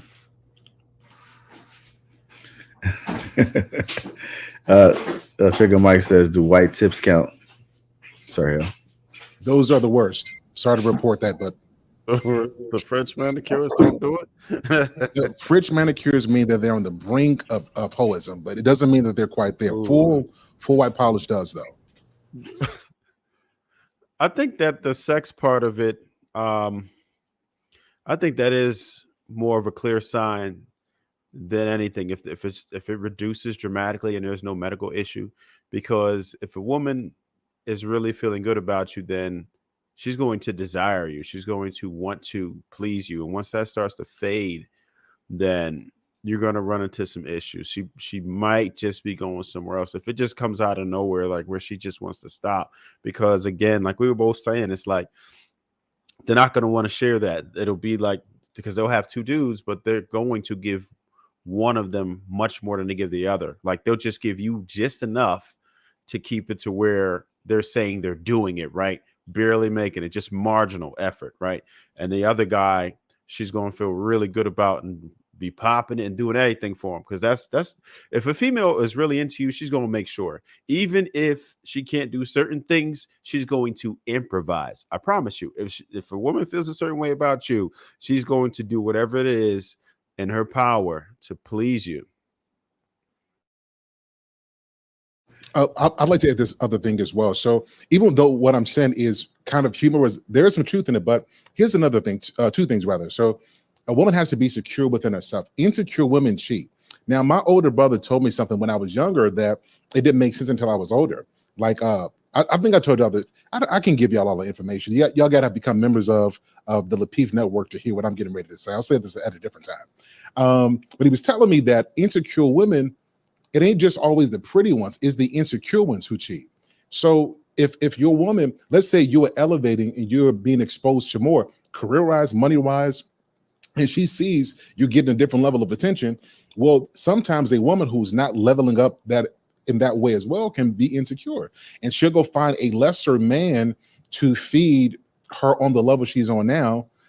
So she's got to be secure. Let me throw some spirit in this, though, some God in this. Though the biggest thing is get a woman who's focused on pleasing God. Now, I say this to say, like a lot of us, we have so much trouble because we want us to be enough for a woman not to do wrong. But if the object of our morality is a human being, then we're all subject to fail. So I think both men and women, since we're speaking of women have to have something deeper than their current relationship now as the barometer by how they measure their morals. So if her goal is to love and honor God in terms of her person, in terms of her worth, then that's going to benefit the man that she's with. And so I push all men, like, take the stuff that we talked about in here, but what's her relationship with God like? If she's faithful to him and she cares about pleasing God, then you benefit from that. So I wanted to throw that piece in there as well. I like it. Mic drop moment. Guys, just tuning in. Welcome to King Talk. Now it's time to get to the main topic. Hit that like button. Also, make sure you subscribe to the channel. My last and final topic of the night is, if men cheat to find peace, should women be allowed to get some peace too? A side piece or whatever might be desirable. Yeah. What I'm saying is we always push this narrative of men need so much peace. But if that's the case and men need a caveat and a gateway to have peace, then don't think that a spa day will do it for a woman when Big Daryl might do it for her too. We never like to talk about that. What could you do better? Yeah. Could I please get some on the side as well? Is all I'm asking. I know, right? No. No. Why would a woman want on the side? Why would a man want? We don't think about that. Okay. Hold on. We ain't doing it for. We're doing it for what, guys? It's the You said peace to you, and we will do it as well. Like you said, when you said the environment is stressful, you said there's a lot of moving parts, kids, Yeah. And there might be a man out there. There is a man out there that don't mind it at all. Like, you're new to somebody too. That's the problem. We sit up here and we look at our women. Men look at women like, yeah, you're mine. That's mine. That's my woman. Yeah. We can't go nowhere, and we are not to be touched, and we are to be exclusive to just you, while you're able to go out and do whatever you need to find peace, whatever. Yeah. But what you don't understand is there's about 10 lined up, like, I wish I had a shot. There's 10 in her DMs that's like, boy, you lucky. And as soon as your man trip up, let me know. I can provide you with peace. All right, let's get to the main topic. Somebody take the microphone from the. Oh my god! Dude, Go ahead, Trigger Mike. You go ahead and go. You go ahead and go first on this Oh one. man, I don't even want to go. Man. I don't even want to go. Please take the microphone from these ladies. You got this, bro. You got. Oh man. Oh, and it's that one. It's that one. She the worst. She the worst. Most of her clips don't make sense. And the worst part, what I really want to say, if you a hoe, just say that. Just say that. Don't use men to make the point. Don't use, you know what I mean, what men do to make the point. If you a hoe, if you want to dishonor yourself and desecrate your own body, just say that. If you can't maintain a stable relationship with a man and you want more than just one, just say that. Don't use men to make your point. All right. But men cheat to find peace. First off, it's all stupid. It's all stupid. The reason why I say women can't do it and women should not do anything is because we can say we don't condone cheating on either side. That's fine.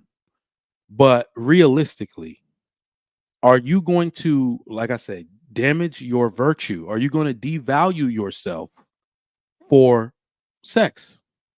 That's the only thing that I see women doing. So what's the trade-off for a woman doing that? At some point, you're going to come back.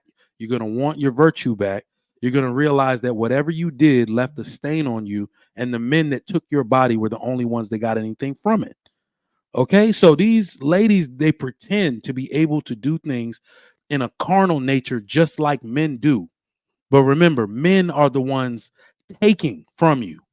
This is why every woman needs something more than sex to be attached to a man. What I think is really dishonorable about this whole situation is that I know women like sex, but what y'all really crave is intimacy.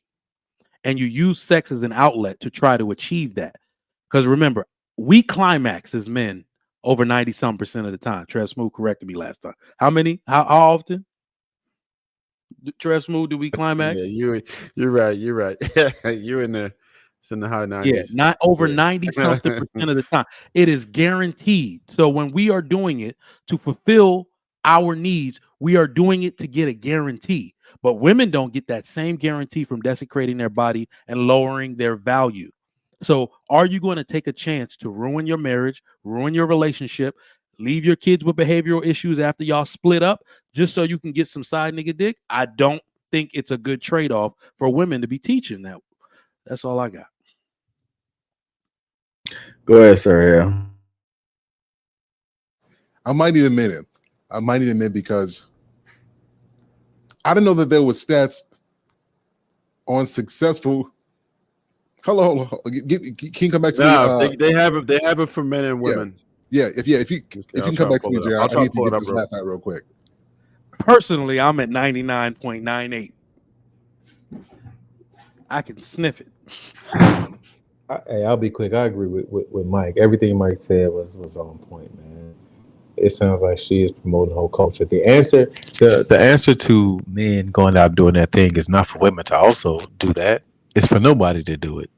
You know what I'm saying? But it's almost like she's like, oh no, y'all keep going because I want to do it too. It's really like she is talking for herself, bro. And I'm not feeling what she's saying. I don't think that's ladylike. I don't think that shit is cool at all.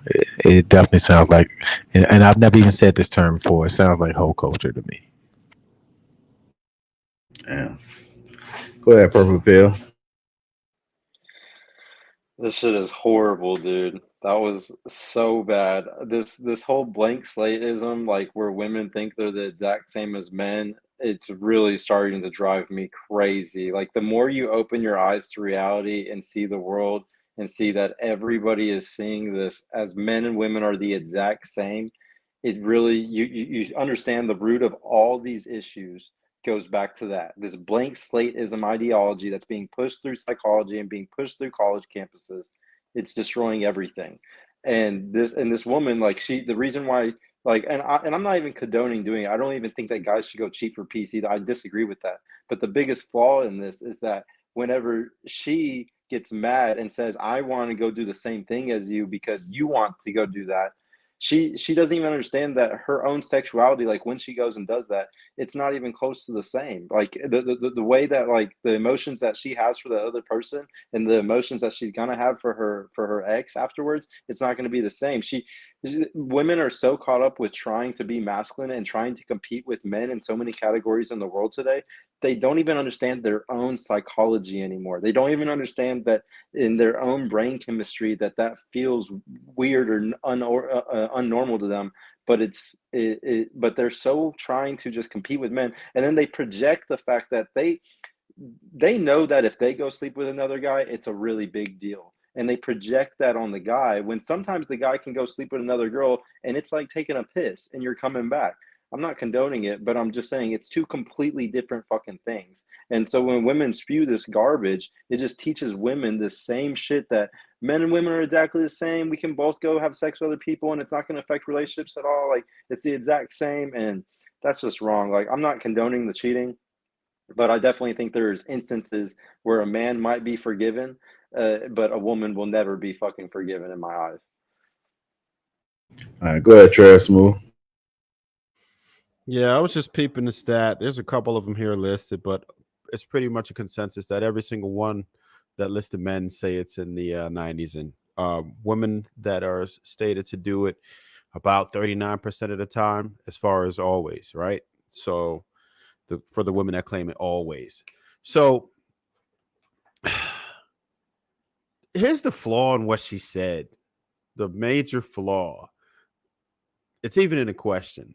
Can she get some peace too? But men are generally not disruptive. When do we stop women from getting peace? You wouldn't be cheating for peace.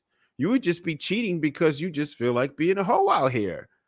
We don't stop your peace. When do men stop women's peace? We don't do that. Women will stop your peace when you go home and they start nagging at you off rip, or like Sohail was talking about earlier, how nothing you're doing is ever enough, right? Or they start getting bored and say, oh, well, now I want to do this. Or how come we don't ever go there? Or why are those dudes getting all of that? They doing this. Look what I just saw on social media. They going on vacation again. Why we ain't going on vacation? Why you ain't do this? Why we can't do that? That will disrupt your peace. Why you spend so much time at work? Why you always got to do that? Why you always got to go over there with them? That's disrupting your peace. What do men do like that? We don't disrupt peace. We might not talk to you enough. We might be boring sometimes. We might not be attentive. But the last thing that men generally do, unless he's a weirdo or somebody violent or whatever, we don't disrupt peace from women. So that right there is disingenuous off the rip, just because she's trying to present it like that. What she really wants to do is be out here and getting it like a dude because you think you're a man, but you're not. Women and men are different in so many ways, and they just have to understand it. I don't condone cheating once you have an agreement to make monogamy, right? You shouldn't do that. But we can't make it seem like it's the same thing. We can't make it seem like it's not way worse for a woman to cheat because she's, like we talked about earlier, devaluing herself. That's what she's doing. Don't lose value unless he's a celebrity, an icon, a figure, something. He's not losing value, especially if no one finds. Now, a woman, whether people find out or she's a value, and it's going to affect her differently. And there you have it. Go ahead, brother Hank. Well, I might be the only man on this hill, and I'm probably gonna die on this hill. I don't mind doing it. This ain't the first or the last time, but a woman don't bring me peace. Sorry, ladies, y'all don't bring me peace. I get pleasure when I have sex with you. You know, you make me feel good every once in a while, but y'all don't bring me peace. Sitting on my deck, sipping on a tall glass of Arnold Palmer brings me peace. You know, reading a book or two, that brings me peace. You know, listen to some good soothing music brings me peace.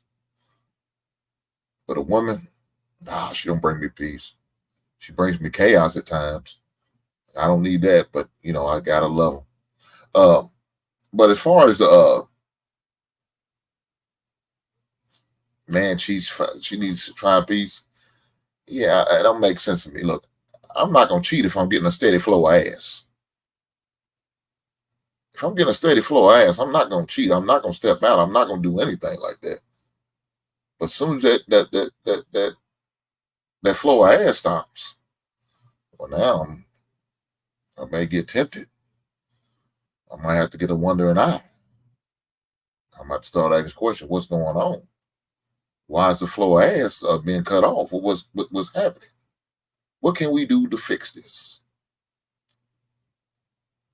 That's my answer. Hey, so I would like to ask. This conversation is amazing. So, shout out to Hink on that on the steady flow. I think every wife needs to make sure that you incorporate a steady flow. Much respect, Hink. So here's what I think about this as well. So, men typically cheat for one of two reasons: recreation or for relief. Now, so if I'm looking at this question, if men cheat to find peace, I don't think men cheat to find peace. I think men will cheat if they find peace. See what I'm saying? So if a man is with a woman, and let's say he's with the kind of woman who doesn't appreciate his efforts, she doesn't show love and respect to him, and then he ends up finding a woman who gives him all these things, and they start having conversations, and she starts, soothing his ego. She starts, you know what I mean? She starts doing the things that just make him feel good as a man. Well, in finding that relief, that's where cheating happens, right? So I think no man goes in and says, you know what? I woke up this morning, put on his clothes and say, I'm gonna go find some peace. Let me go find these hoes. No man does that. But I think when he's not getting something and he's a decent man, I think that if he finds a woman who brings that peace, he might cheat with her. So I think that's the truth there. Yeah, with that peace situation, I feel like I think what you're saying, Hank, like women don't make the peace, but in all honesty, like, have you ever lived with a joint that's just like real bad, like just won't stop nagging or shut up or just like really on it? If you able to get away from that and go somewhere else where you have peace, that's the difference. You know what I'm saying? You can, even though the woman won't bring you peace, you're leaving a situation to a place where you have peace because this woman is just real chill, not getting on you and all of that. And it's completely different because the duties are different when you live with somebody and you have to pay bills together and raise children together. When you go see your side joint, it's just fun time. Y'all don't have to worry about nothing. There's no stress. So it's really not fair to compare the two. But when you have somebody that might be like that, I can see why somebody would be like, yo, I need peace. So your peace, your oasis could just be a room, like a den you have, a man cave or whatever, or whatever you have in your own realm, right? But then again, maybe you want companionship from a woman that can also at least enable that peace. Trev, I just have a question though. Like, do you think it's the same cheating? Say if a guy, is talking to that girl regularly, and like he's going to do that, because she's more his peace or whatever, or he's seeking like that peace, versus him just going and smashing a girl and then just leaving, and like there's no emotional attachment at all. Because I just think that the woman would see it differently if you have like an emotional attachment to this person, like it's an affair, compared to if you're just going and just getting your dick wet and then leaving. So like that's where like I kind of I don't understand this question that much, because there's a line that should be drawn, I think, and it's like if you're going to a girl for her to beat your peace or something like that, I think that's like having an affair, and I think that's a bigger issue compared to just like you're not giving me sex and you're pissing me off, so I'm gonna go fuck this other girl, and then it doesn't mean anything. I'm not gonna text her, I'm not gonna talk to her additionally or nothing. Yeah, I feel like there's definitely a difference, right? I don't condone cheating of any form, in all honesty, but I'm saying like people will cheat for different reasons. Like Sir Harold was talking about earlier, you have, a lack of sex is a major one, right? So that's just going to make you go out and do what it do. Like Hank was talking about too, like you're going to do that, right? And that's one thing. But when you're around somebody for a very long time and you just can't, like, men do crave that emotional connection with the female, and because of the circumstances, that they might have with the current female that they, you know, their wife or their fiance, long-term relationship, whatever it is, they might not be able to get that. They might be tied up financially with them. They might have kids. Maybe they just want to do the bid and raise the children together, right? It could be a whole lot of reasons, because for a man to go ahead and get a divorce in America is pretty much financial suicide, and they'll weigh the options and they'll say, you know what? Damn, do I want to never have access to my kids again? Do I never want to see my children, like, or just go through these courts and then lose half my wealth, my 401k, my entire savings, house, everything else? And they might just say, no, I don't want to lose everything, so I'm not just going to leave and then destroy my entire life, right?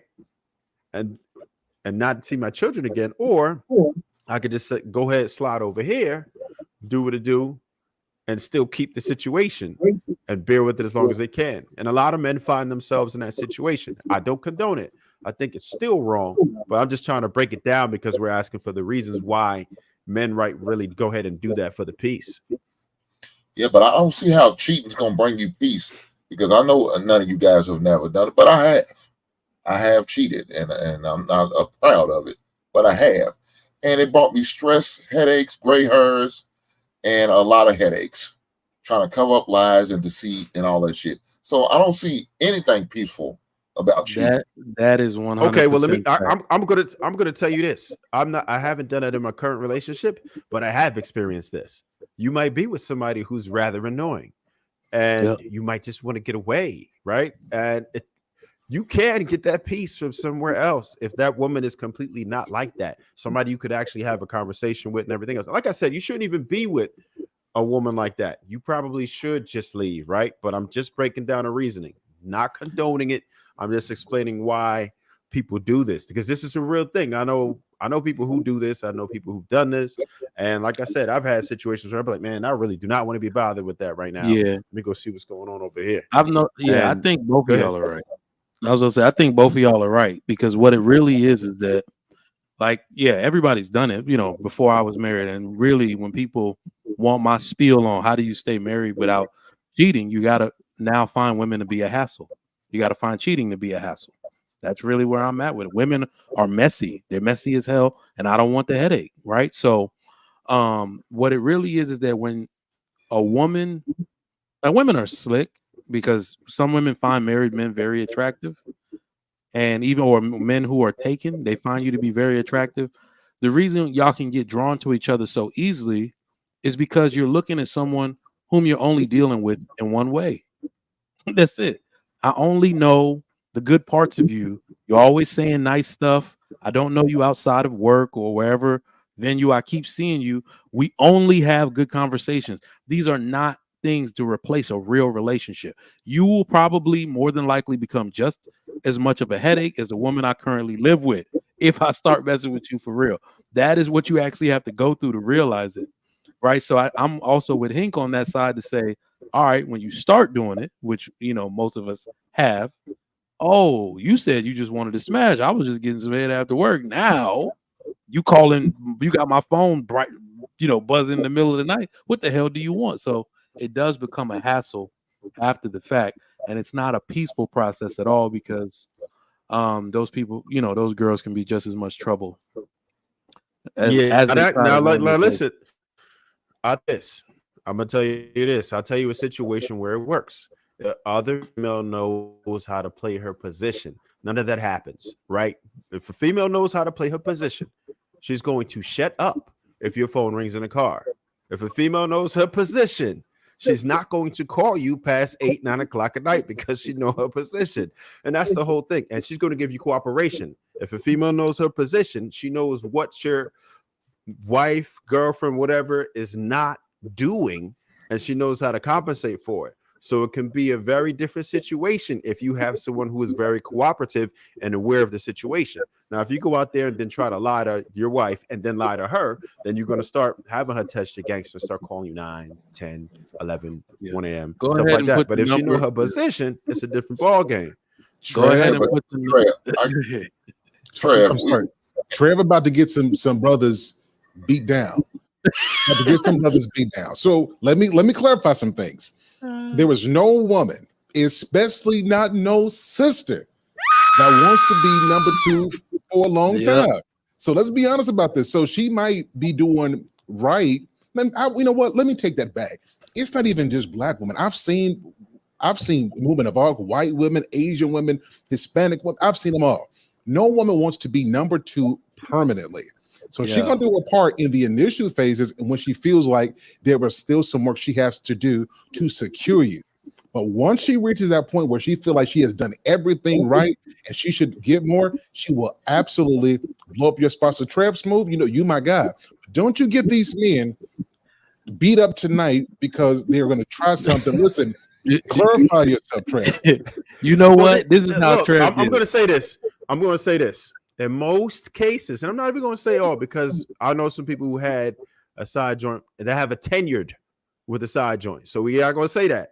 But in most cases, there is going to be an expiration date. And you know, you probably have to feel that out if you're the type of dude to do that. You got to understand, like, look, Dick, man, once you start seeing a female start asking those questions, what is this? All of them type of questions. What are we doing? So what you think about kids and all? Then you're like, oh, okay. I just feel like I'm your wife right now. I feel like I'm your wife. I feel like I love you. As soon as you get to that point, I feel like I'm your wife. Oh no. So you know what it is, though. I'll say this. As somebody, like I told you back in the day before I was married, I was the if I ain't married, I'm single type. If you keep them over the holidays, they will become a chameleon on you. Once they see the few pictures of you and your girl, and you know they're gonna want something is gonna make her want that spot, and you better hit the eject button at that point. And when I was at Murray State, we had a thing called "Take Your Job Tuesday." Take your job Tuesday, and so cats could challenge anybody for their position. And guess what she gonna do on that Tuesday after y'all come back from that weekend trip? She gonna try to take her job. Wait, drumline. She's seen the pictures on social media. She's on your IG. She's under Frank, but that's okay. You know, it was a dummy. But yeah, she looking to take your job. Y'all seen drumline? She's challenging for the P2 quarterback. So yeah, she coming through, and guess what? She gonna put some dirt on your goddamn name. Yeah. Yeah, I know that's exactly right. Listen, where he at. Fellas, do not watch Love and Basketball. Y'all think that's how it goes. You made a fool of me. But don't you try it. You're gonna make a fool of yourself. Don't you put yourself in that position. These women ain't playing, especially not if she has done anything for your life and you are better because of her. I'm telling you, man. Let me tell you. And we got to clarify that. I don't want anybody to think. I'm just explaining things here, right? I don't condone or advise anyone to cheat. That's a bad thing. It's very bad. You should never cheat, because some of these women out here are legit crazy, and they will probably hurt you. Not only that, bro. Let me add this and resources, bro. Because we, on a mature note, you have to understand something as men. This is why, you know, I'm just glad to be grown at this point. When you realize that it's not about you, women have a competitive streak against other women. My ex-girlfriend told me some stuff in my ear. I told you, she called me professing her love the day before my wedding day. I literally was just looking around, sweating bullets in Jamaica, like, did this chick catch a flight and is about to, you know, do something crazy at my wedding? Right. But I had to realize, like, talking to just some OGs and my brother and all these people, they were just like, man, you realize this ain't even about you. She just don't want to lose to the other woman. I was like, damn, that was some profound stuff. It's not even about me. We've been going back and forth for years. You could have had me. You could have did right at that time. This is about you not losing to her. So men got to really be smart and realize that they're playing a game. She will, if you grant another woman the ability to take you from your stable home that you've built with your woman, she literally just gonna do what she always done and just be like, oh no, I didn't really want that. I just wanted to know I had it like that. So don't trust it. Big facts. I just wanted to warn the guys. It's like it's very simple if you go to the root cause of this type of stuff. Like if you're a guy that wants to not cheat or like not be that type of person, it's really about affairs. It's really about building an emotional connection with that other person. A lot of y'all all describe, I was paying really close attention. All of y'all kept describing affairs. And this is something that I'm very against. Like I've never had an affair. I think an affair is a really big deal. And building that emotional connection, that I know it feels good because using dread game against your actual girlfriend and making her, you know, not get emotional stuff from you and not get certain things from you because you're giving it to that affair partner. I know that feels good and stuff, but guys, don't ever do shit like that. Like, don't have affairs, especially like if you're with somebody good. And if they're a shitty girlfriend, if they're just like, if they're always annoying you or something like that, break up with them. Like, go to somebody else. Like, you don't need to be in a relationship with somebody like that. But I just really wanted to say, like, I'm really against affairs and that people, if it just don't build emotional, as a man, never build an emotional connection with another woman if you really love your girl. Like, I think it's one thing if you know, just like something happens one night and you never talk to the other girl again, but sitting there building an affair up, building up the possibility of that girl wanting to come and take and ruin your relationship and possibly your family with kids and stuff. It's never fucking worth it, guys. It's never worth it. And I'll add this too. If you can't take purple pill's advice and you just have to have another woman, tell your woman, dog. You don't gotta keep it to yourself. Tell your woman. A lot of men will just realize, no, I'm serious. Just realize that being upfront, some women will just go along with it anyway. Don't lie. You ain't gotta lie. You know what? Just play with the idea before you come right out. I blame Trev. Nope, I blame Trev for this. I blame Trev. He started talking this way, and that purple pill now trying to come up here trying to philosophize the difference between an affair and cheating, and then Trigger Mike gonna come up here saying, "Well, let's have a very cerebral conversation around a coffee table about another woman." This is the first time I'm gonna say this. This point, don't listen to Trev. Don't listen to Trigger Mike. Don't listen to Purple Pill Podcast. Don't listen to they are leading you down a path of destruction. Fellas, avoid it at all costs, because if you don't, it's gonna blow up in your face. Don't you have no conversation. Wait, you can't do that, Sir Harry. You can't do that. You acting like I gave out the discllaimer like 3 times. Okay, yeah, you're right. My bad, Trev. You're right. You did. Cheating. I don't advise cheating. All I said was I'm explaining. We breaking this down. All we doing is breaking this down why people do this, right? But at no point did I ever support, condone, or advise anyone to cheat. Don't do that to me, man. Now you're taking it back. All right. I'm going to do a reaction to this one. There you have it, man. That was a good show, gentlemen. A good show. If you guys just tuning in, you're too late, so make sure you catch the replay. This is going to conclude King Talk for the night. We did have one more. T.O. member for 5 months says shout out to Lapeef Network. Shout out to King Talk. Shout out to Trigger Mike. Najay, No Day, Kevin, Les. What? Did I say that right, Trigger Mike? Naija no de Kari La. That's what he said. Yeah. There you go. There you go. My bad, Trigger Mike. No doubt. No doubt. You got it. Shout out to all my green gang in the chat. Cassandra B says, good evening, JR. Torrance Moore. What's we got in there? Carlisle Tom. Yeah, shout out to all the green gang that showed up tonight. Hit the like button. Also, make sure you subscribe to the channel. Let's make sure we follow everybody on the individual platforms. Trigger Mike is going live tomorrow. What you talking about, Trigger Mike? Tory Lanez and old girl, they got hemmed up in Dubai coming back. No, okay. Oh, she came back? Yeah, she's on her way back. She reported it. Oh man, yeah, she got released back. Like, y'all got all the news. It's like watching TMZ over there, Trigger Mike. Make sure y'all follow Sir Hale, Trev Smooth, Purple Pill Pod, Shannon Rawls. I seen him glitch in and glitch out. He got this thing where he'd be like, "I'll be right back." Never seen him make it back. I'm gonna tell HR on you, Shan, and Hink in the basement, man. Make sure we follow and support each other.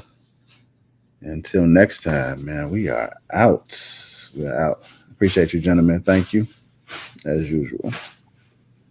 All right, big brother. All right. Appreciate you, JR.